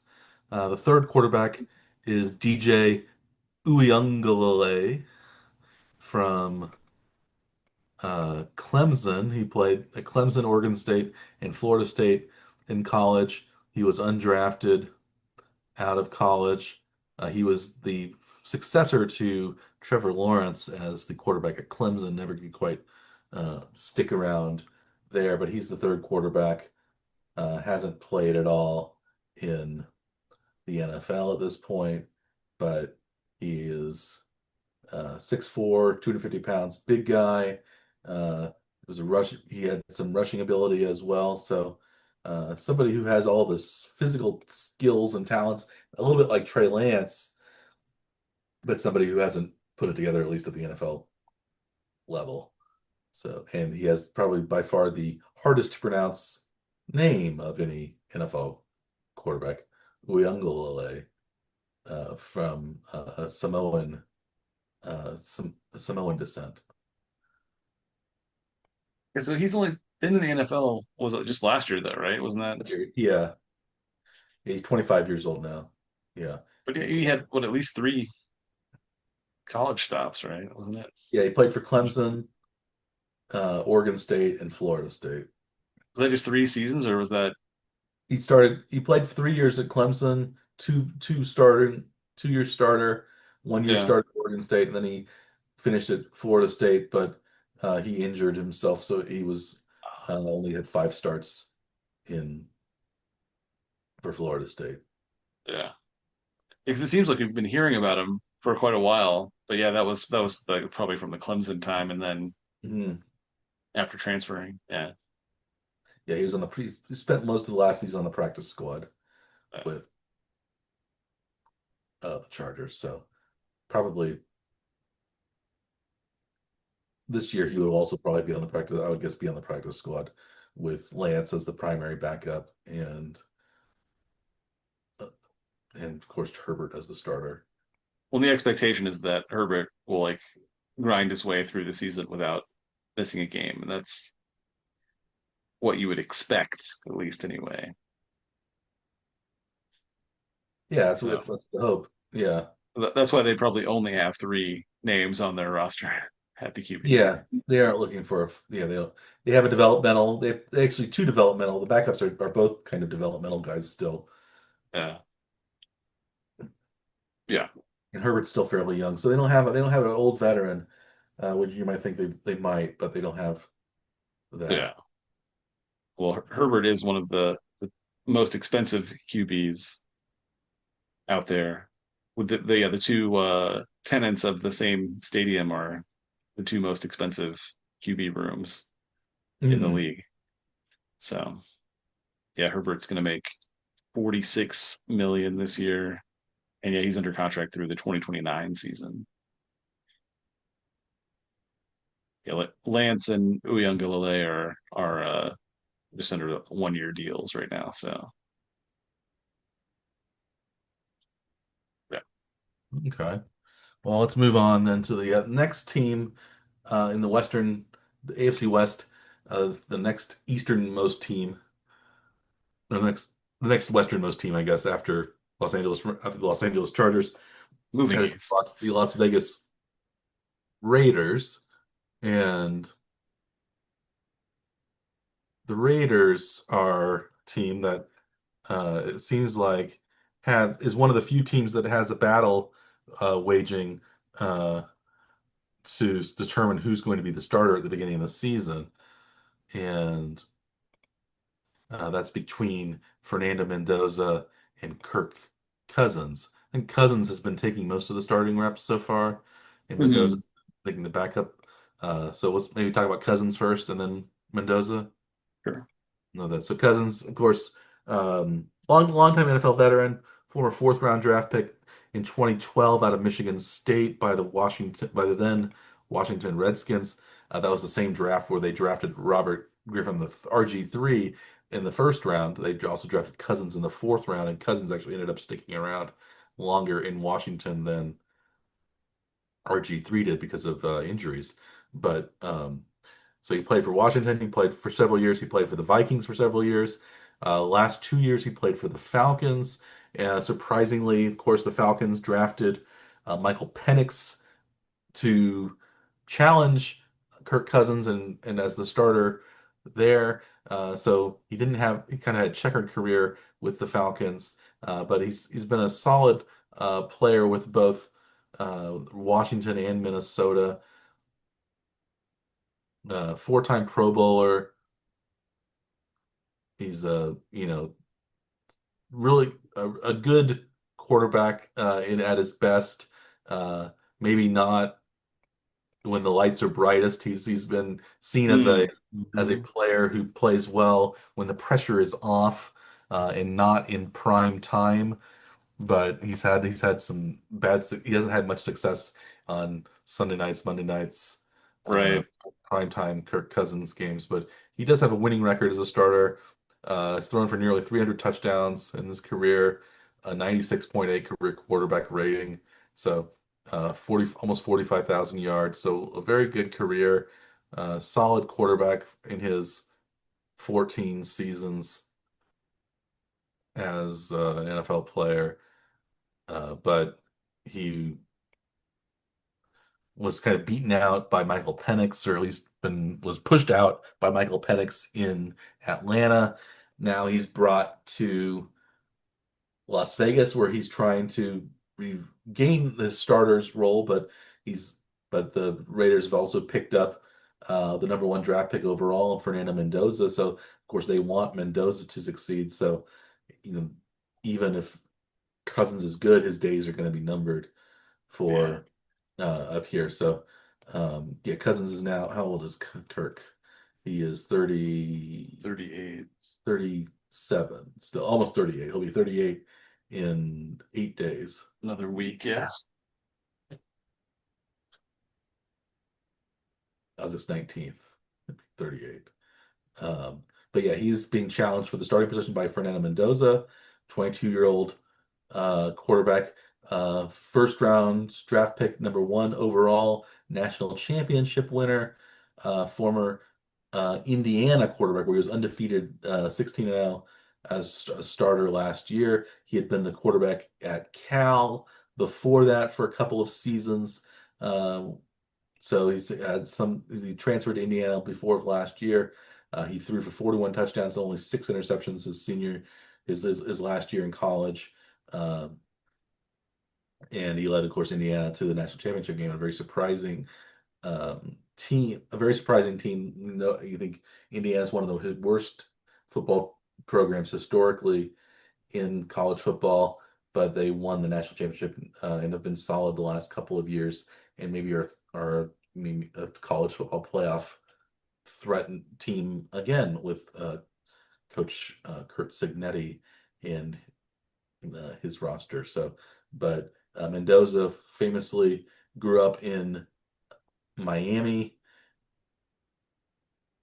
where he played the national championship game against the University of Miami. He went to Christopher Columbus High School in Miami-Dade County.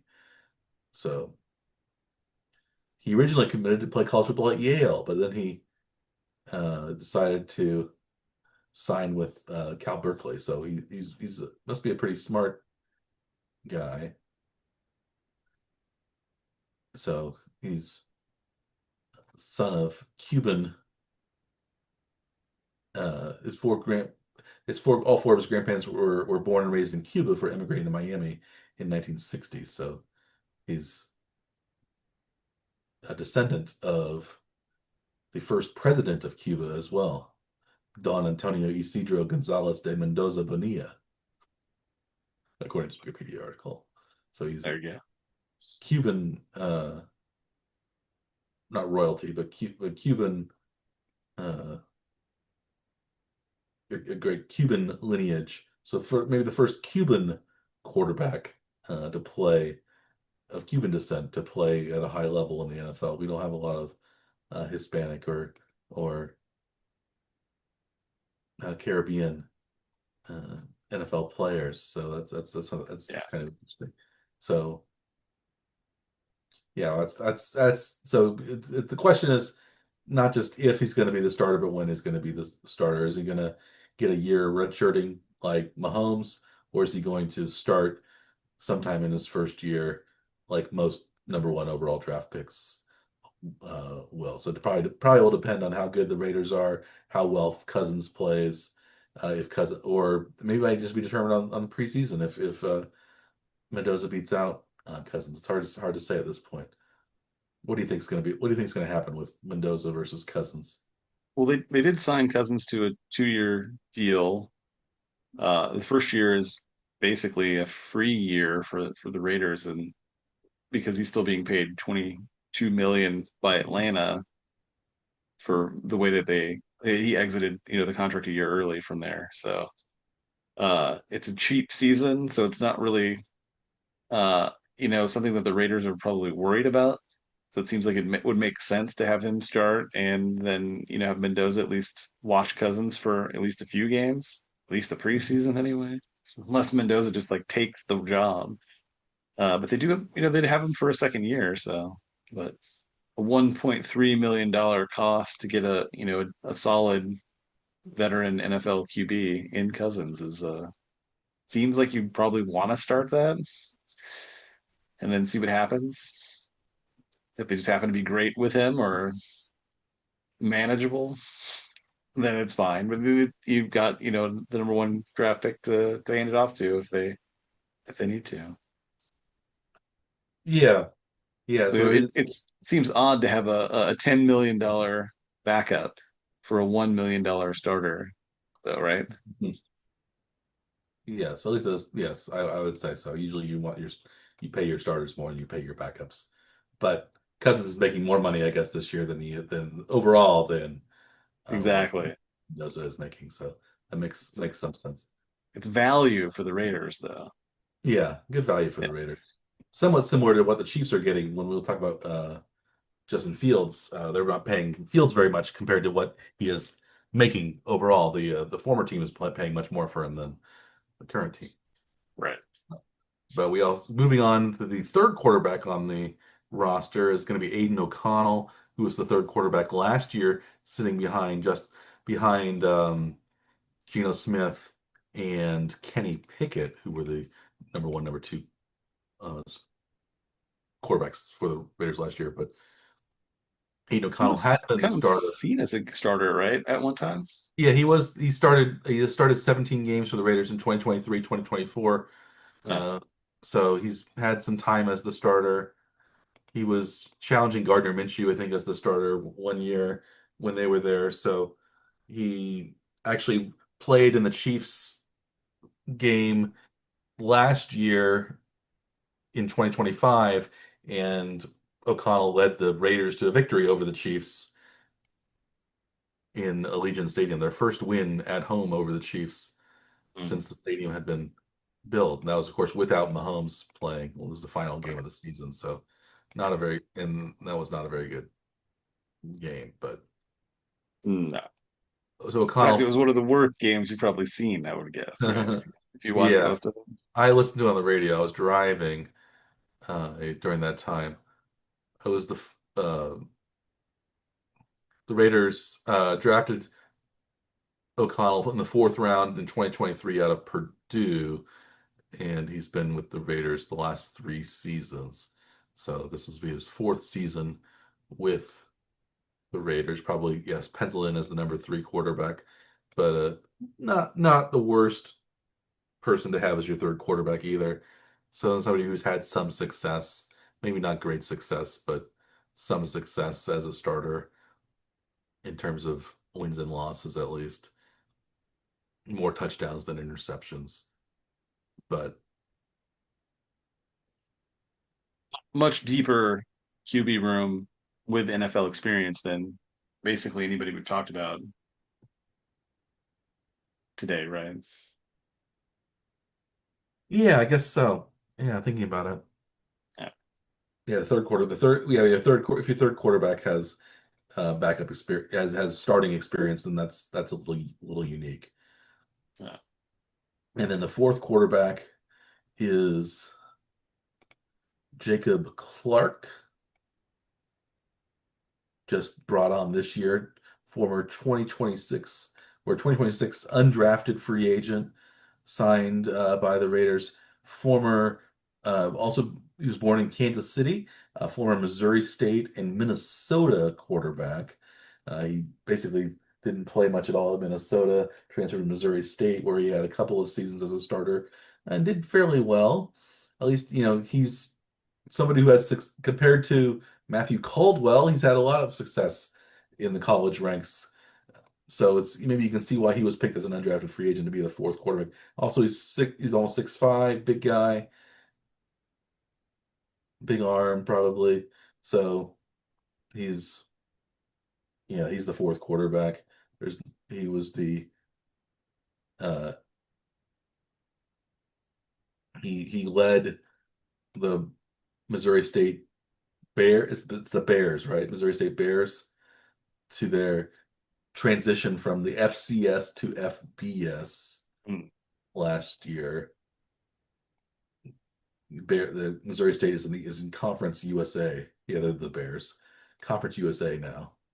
They Oh, were in the Missouri Valley Conference. Now they're in Conference USA, and they went to a bowl game. They were 7-6 last year. there you go. Coached by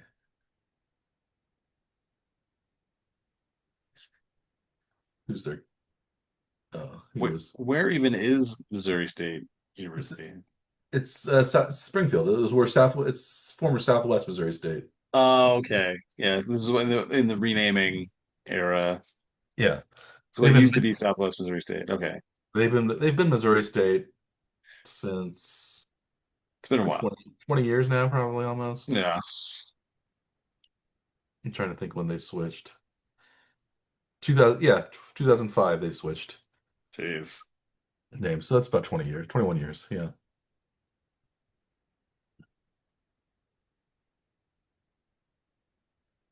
Yeah. I always think Southwest Missouri State's a little strange. It's a big college, it's a big university, but it doesn't really have much going for it, I don't think. I'm not sure. It's not one of the it's not Mizzou, it's not even UMKC, I think, in terms of research and scholarship and urban appeal, but it's not Raleigh either, which is the engineering school. So Right. it's that's why it's one of the I guess it's because it's one of the directional. It was the biggest of the directional schools. Yeah. And I guess it's in yeah, Missouri State. Yeah. But yeah, Jacob Clark, former was born in Kansas City, but moved to the Dallas, Texas area to play in high school. So he was not unlike Drew Lock, who played high school football in the Kansas City area. Jacob Clark just was born in Kansas City, and then that's all. But he's going to be the fourth quarterback. I don't think he'll beat out Aiden O'Connell, but who knows? Maybe they'll see him as a practice. They probably see him as a practice squad guy at best, Yeah. and just another camp body that you need to have when you're practicing and playing the preseason. So we'll see what Jacob Clark can do for the Raiders. It looks So like they did sign with the 3-year developmental contract, so he's they have him around for a while, but he's not an expensive option anyway. Yeah. okay, shall we move on to the hated Denver Broncos? To our least favorite team, Mike.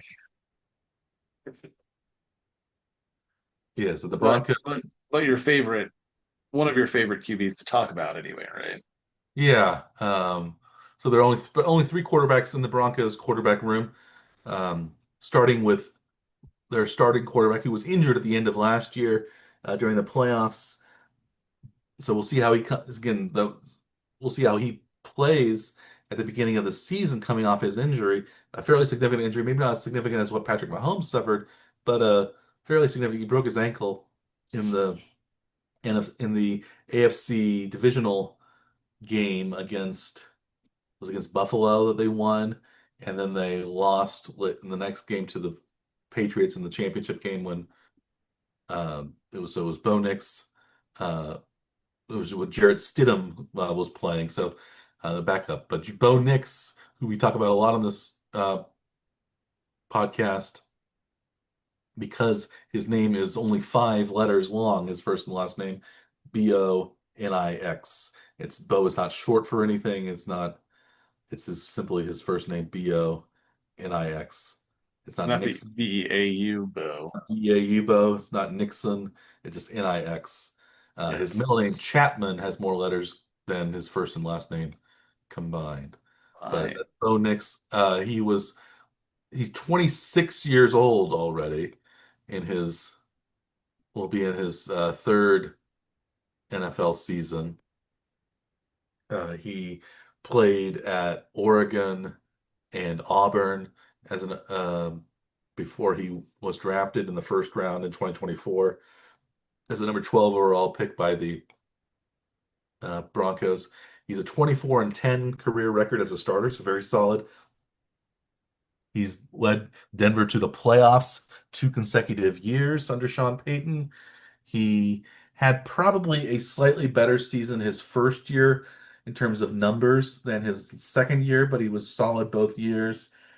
Um, Thrown for 54 touchdowns in 2 years, only 23 interceptions threw for nearly 4,000 yards each of his seasons. So he's not a great quarterback, but he is a solid quarterback who won't maybe lose you a lot of games. So he's not he's not Justin Herbert level, but he's somebody who is still a solid NFL quarterback. I don't know. That's as good as we can say about Bo Nix. I No. think I think he's more of a Mac Jones. I think he's a Mac Jones kind of level quarterback myself, Yeah. but somebody who's had a little bit more NFL success than Mac Jones. We'll see how he does. Yeah. He has a little bit of a little bit of running ability.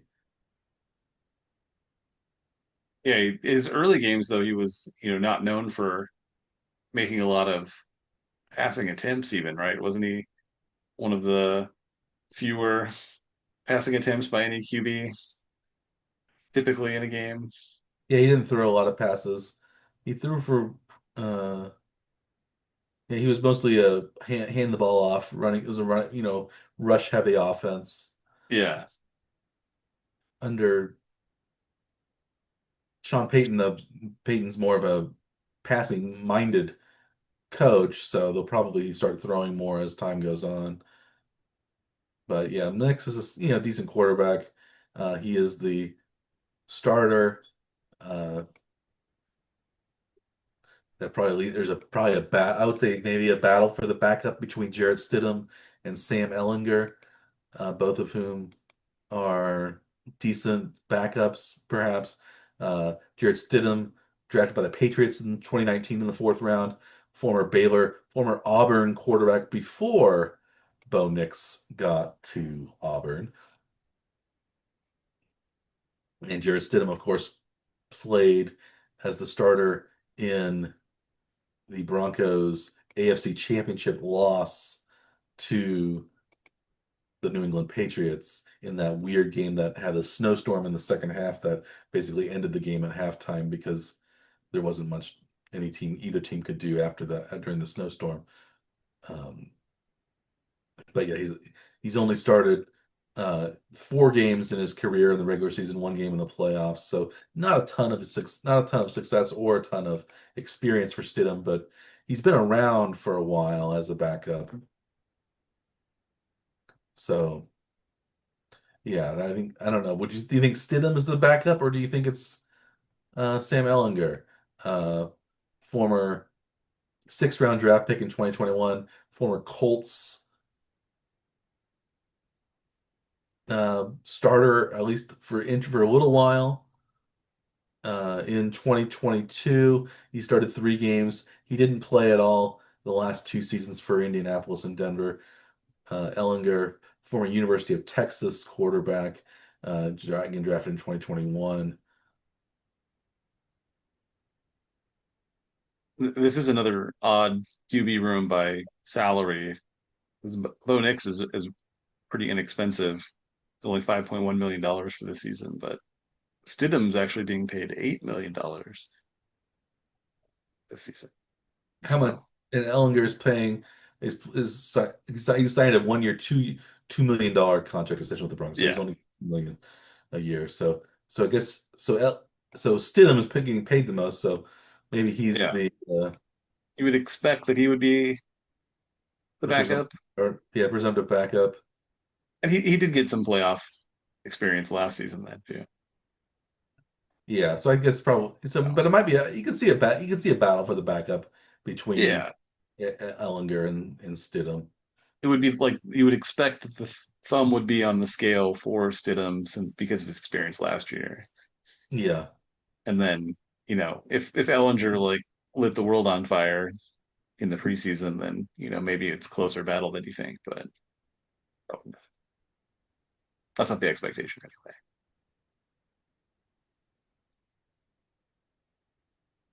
yeah. So that's No. the Broncos quarterback room. Only three quarterbacks. Sort of all three have a little bit of experience in the NFL.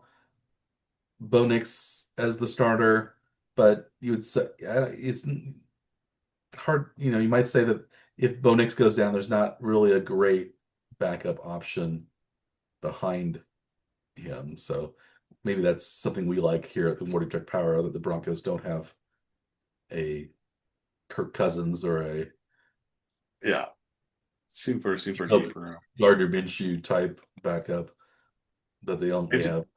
I did just see this though. I was surprised to see the offensive coordinator for Denver is a QB that we've previewed before many years ago. Davis Webb.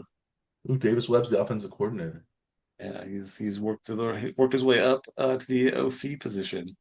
And Davis Webb was, So maybe he's the fourth QB then, and on the roster unofficially.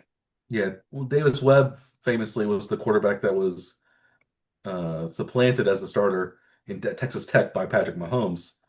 Yes.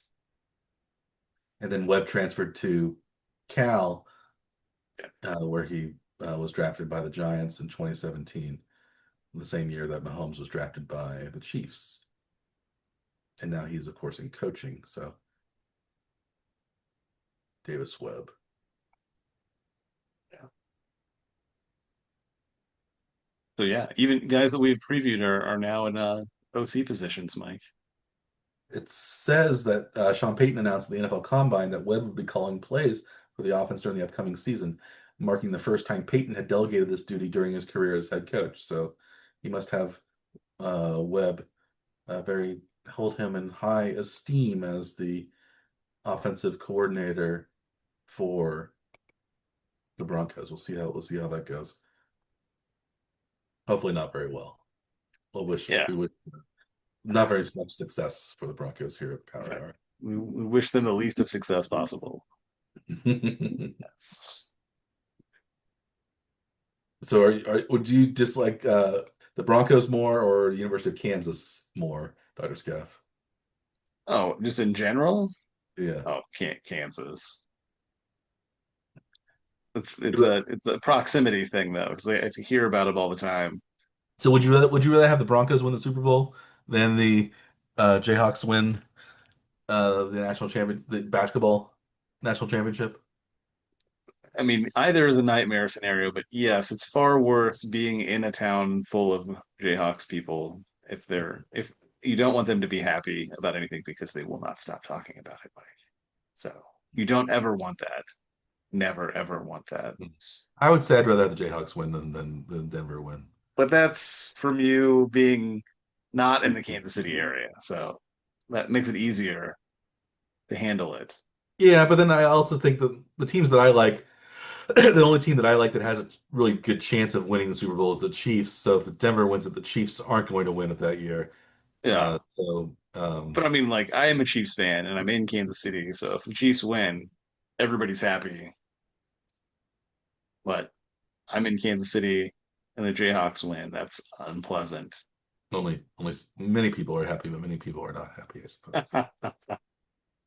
Being surrounded by people that are happy, but that makes you sad, and that's not a good scenario. Yeah, I don't have the dislike for KU that you do. Of course, I taught at KU for a semester, Yeah. so I have some fond memories of using the KU library. I think they have the of the local universities, they have the best. library of any. Yeah. Uh, I thought KU was better than the University of Missouri system when I was working on my dissertation. I found Yeah. their libraries to be more helpful. That So was the tail end of the library era. yeah. Now, like everything's like just digitally accessible. Yeah, in some cases, yeah, sometimes still need books for the humanities. Oh, But anyway, moving on. Since speaking of KU, we'll move on across the state of Kansas to the state of Missouri, at least for now, where the Kansas City Chiefs are located. Moving in a few years, it seems for a like few more years. Yeah. in 2031-ish. Um, the Chiefs are coming off their worst season in several years, uh, finishing 6-11 last year. So they were not a team that made the playoffs or even came close to making the playoffs last Right. year. But they do have a solid quarterback room, as we'll talk about. Right now, they still have four quarterbacks in that quarterback room. Of course, Patrick Mahomes is the starter. The biggest question is, can Mahomes come back from his ACL injury that he suffered toward the end of last season? So he hasn't even had a full year to recover. But Mahomes, of course, former first round draft pick by the Chiefs in 2017, drafted out of Texas Tech. He just turned he turned 30 last year. He'll be 31 in September. So he's one of the older quarterbacks now in the NFL. Former uh, multiple time MVP winner in both the Super Bowl and the regular season, three-time Super Bowl champion, numerous accolades, uh, one of the great quarterbacks in modern NFL history. Can he regain uh, his previous levels of success? He actually has had the last couple of years. He's been a little bit down in terms of his numbers. Mainly, maybe that was because of the Matt Nagy led offense. Maybe the Eric Bieniemy led offense will change his tune and bring him back into um, Vintage Mahomes rather than like the last couple of years. yeah, back to his Yeah. old levels of success. Has he is he fading? Is it just that he's just hasn't had the numbers around the players around him either that he could use. So he hasn't had a 1,000 yard receiver for the last few years. He hasn't had a 1,000 yard rusher at all during his career. So he doesn't have the players around him that um, it's been basically a Mahomes show that just let's just keep the game close and maybe Mahomes can pull it out. And that's what happened the last few years. Last year it didn't turn out so well. Even before he got hurt, Chiefs were losing a lot of close games rather than winning all these close games. But he has career record of 95 and 31 as a starter, uh, over 100 quarterback rating. So he's one of the top quarterbacks in the league. He's even better in the playoffs than he is in the regular season. Appeared in five Super Bowls, three of which he won. So yeah, Mahomes is there's not much more we can say. We'll talk more about Mahomes all the time in the uh, during the regular season. So let's move on to Mahomes' backup quarterback, presumed backup at least, or at least at this point, and probably pretty safely we can assume that he's going Yeah. to be the back, and that's Justin Fields, former highly touted prospect himself, drafted in 2021 in the first round by the Bears with their 11th overall pick. Played for Ohio State primarily in college. He played a little bit at Georgia. He transferred to Ohio State where he had great success at Ohio State. Um, and he's had some success in the NFL. He's played for the Bears for 3 years. He played for the Steelers and the Jets, and then now this fourth team, the Chiefs. Fields is known really as a dual threat rushing and passing quarterback, more of a rusher than a passer. He's only is the most yards he's thrown for in a season have been is about 2,600 yards passing, but he's rushed for over 1,100 yards in a season as well. So he's been a primarily a threat with his legs more than his arm. But it seems like some in the right offense, it seems like he could probably be somebody who could be a threat either way for the Chiefs if they could, if he needs to be a starter for a few games, if Mahomes is injured again or it's a setback in his recovery. But yeah, he hasn't had a lot of success as a starter. He played for some bad Chicago teams. He is 16 and 37 in his career as a starting quarterback. But Who were coached by which coach a little bit by when he was Matt, in Chicago? Yeah. a little bit by Nagy, and who was the other? Who was the guy who replaced Nagy? That was Matt Eberflus. Eberflus for the last year he was in Yeah. Chicago. I think Yeah. the last 2 years he was in Chicago was Eberflus. Oh, was it that? Was he only there for 1 year under Nagy then? Yes, only 1 year under Nagy.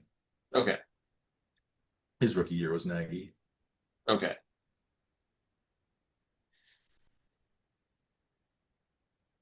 So yeah, he was, Yeah, it was just one season. Yeah. and then he played a little bit, started several games for Pittsburgh. He did fairly well in his starts for Pittsburgh before he was replaced by Russell Wilson in 2024, and he did, and he started for the Jets several games last year as well, and he did well. He won 2 games for the Jets. Jets weren't very good either, so he Yeah. threw for 7 touchdowns. Only his last 2 seasons as a starter, he's started 15 games, and he's only thrown for 2 interceptions over those 15 games. So um, that's not too bad. Not bad. Yeah. So we'll see how Fields turns out. He is again a great running quarterback. We'll see if he can develop into the passing quarterback that he was seen as being in Ohio at Ohio State. He was a good passing quarterback. He threw for 41 touchdowns in 2019 and only 3 interceptions.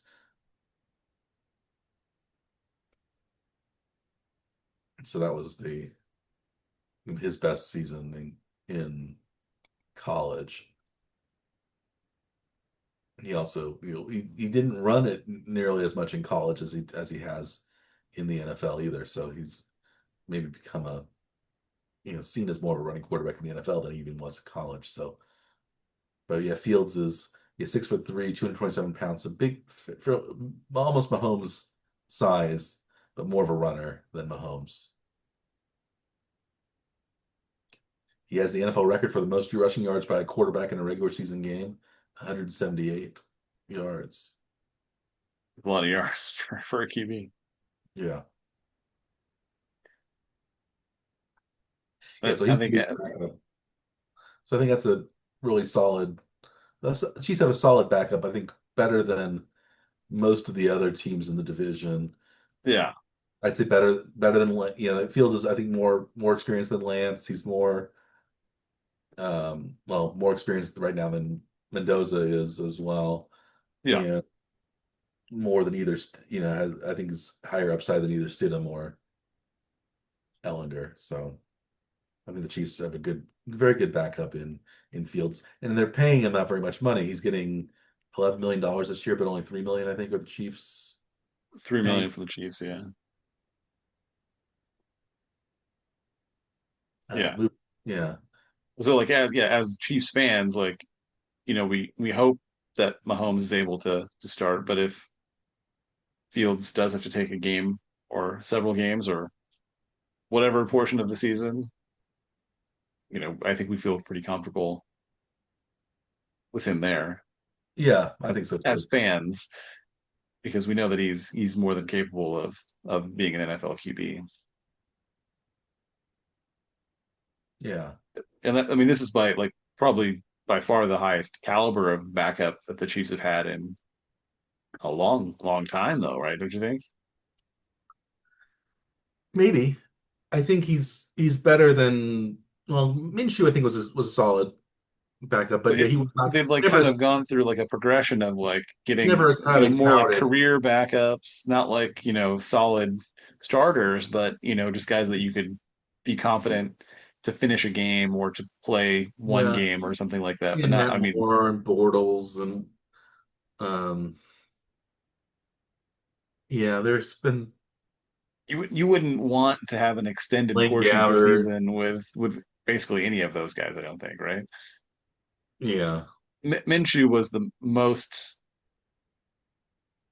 or like Bortles and confident you would be of the Mahomes backups anyway.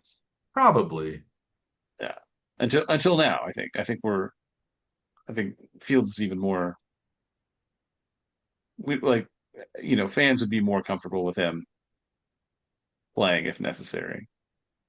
But we don't hope that he will play, but if he does, Yeah. then that's Carson fine. Wentz had some moments as a starter as well. But yeah. Yeah, But yeah, but like briefly. I think at the time, I Yeah, think right Wentz, now, I in guess. terms Yeah. of his peak, I think maybe Fields is near his peak right now as a Yeah. quarterback. So yeah, Fields is the But those were like those guys that are like not very mobile though, too. mhm. Minshew was mobile, but Yeah, I but think yeah, like he's the not Chiefs' offensive line hasn't necessarily been geared towards being able to, have a pocket passer, like needing to hold a pocket for an extended period of time. That's not what the Chiefs' offensive line has been capable of. Mhm.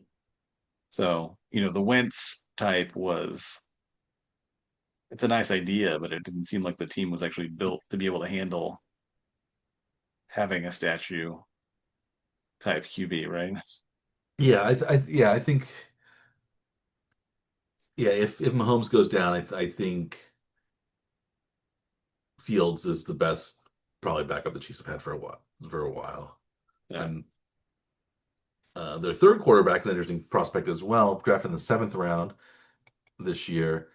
Garrett Nussmeier out of LSU, 24 years old now, a little bit on the older side, but he played for 5 seasons at LSU. He had a very successful 2024 season at LSU where he threw for more than 4,000 yards and was projected to be maybe a first round pick going into the 2025 season.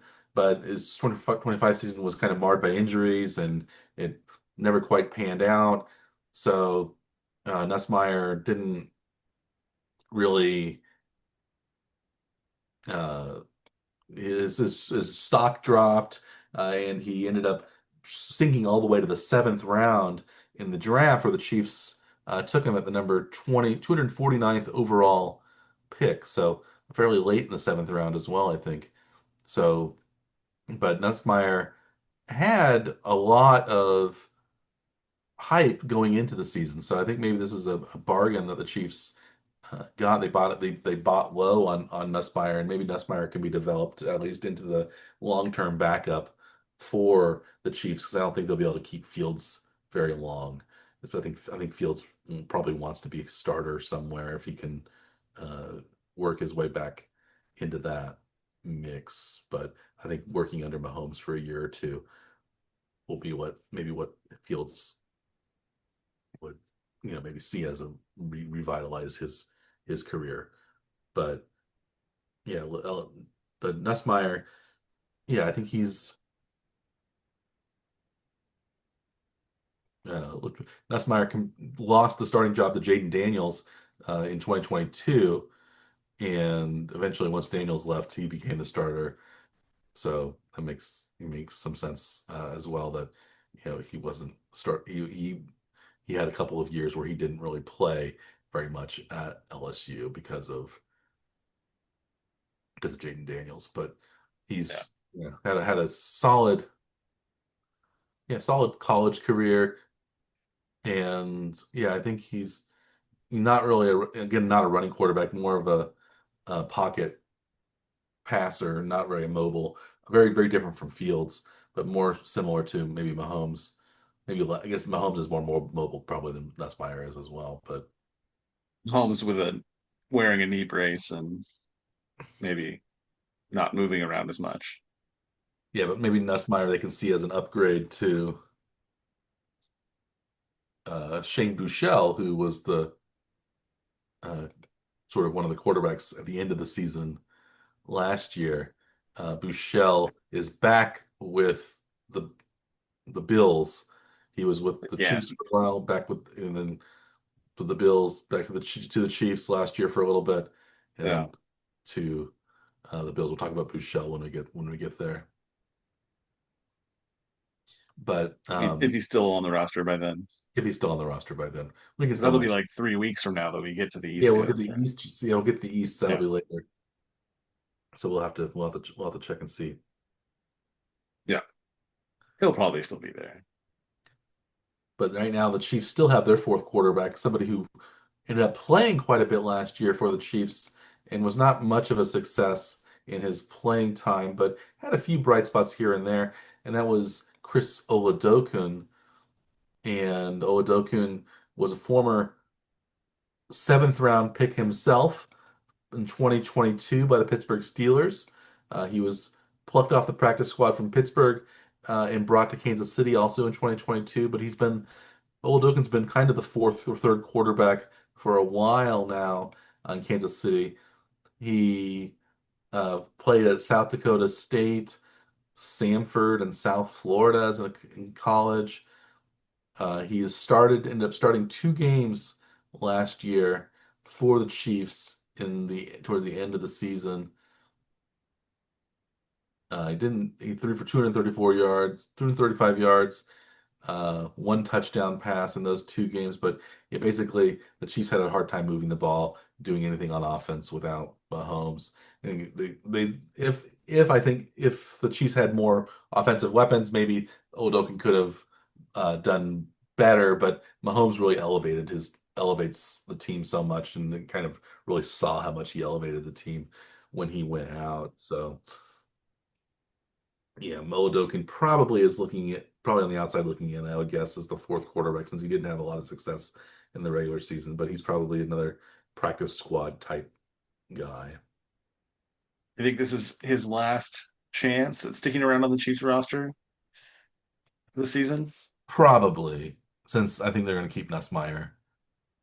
Well, they might keep them both in some capacity, but Yeah. beyond this season, that you would think that they would want Nussmeier for 2027 and beyond. Because I think they signed him to like a 4-year deal with the rookie contract with the that hmm comes along with the draft pick. hmm So, and Nola Dokins is I think in the last year of his deal.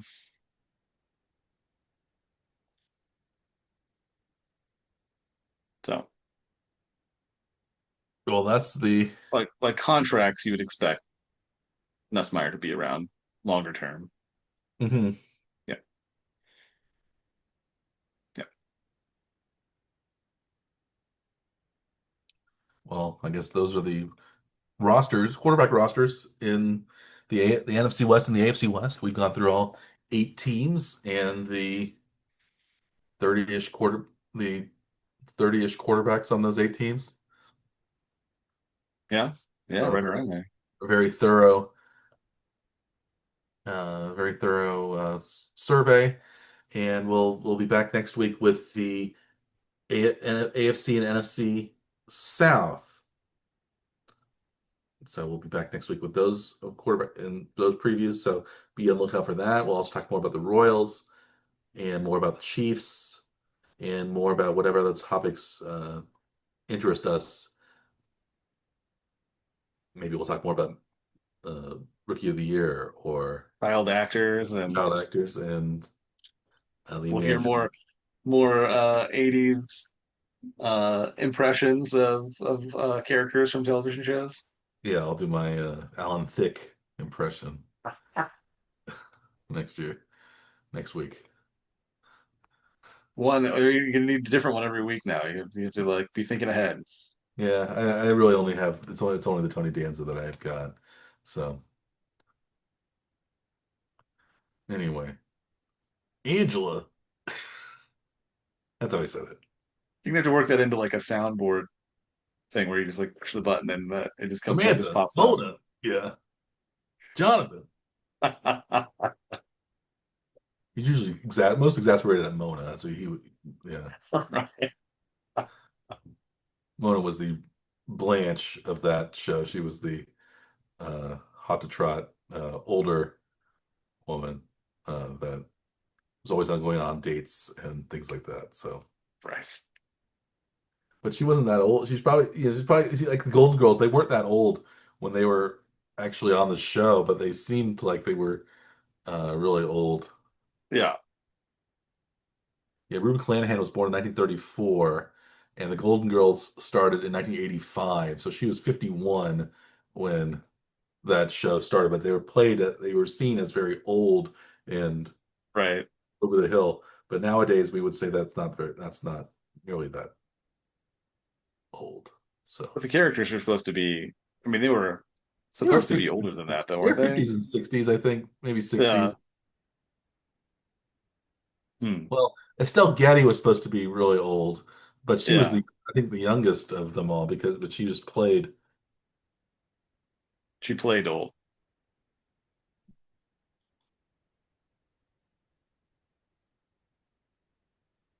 Well, maybe Estelle Getty was 62. She was about the same age. She was only 62 when Golden Girls came on, but she played like she was 85 or so.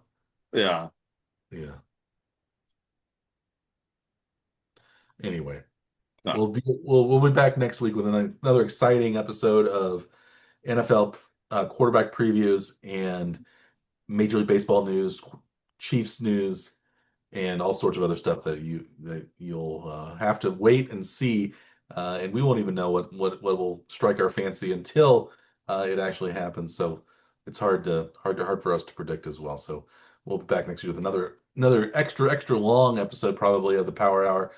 These Power Hour episodes are going close to 2 hours with these previews. So we'll see if Dr. Scaff will decide to split up the Power Hour episodes, or we'll keep them the same length as we've done in the past. So we have all that to look forward to next time. Anything else we should do before we sign off? I think so. Yeah. All right. As always, I am Dr. Michael Werman. He is Dr. Andrew Scaff. We are the Warning Track Power Hour. Please like and subscribe to our YouTube channel and or our podcast. Our available on many different podcast delivery platforms, whether you want to watch us or just listen to us. We're happy that you do either one of those as viewers or as listeners or as patrons of the Warning Track Power Hour. We appreciate having you, and we welcome you to the Warning Track Power Hour family here at the here. So from Andrew and from myself, we both are excited that the NFL season is getting closer and closer. Preseason football, we'll have some preseason results to discuss as well next week as we discuss the Chiefs' first preseason game against the Rams, which will come up this weekend. So we aren't making any bets really on the preseason games, other than maybe again trying to see what the unders are doing. But we wish you the best of luck if you're making preseason bets, as long as your interests do not conflict with ours, and we don't really have that much interest right now. We won't be making bets until the regular season rolls around, which is coming up closer and closer, and within the next month or so. So we'll be back next week with another exciting episode of the Power Hour. And until next time, we at the Warning Track Power Hour wish you a good day.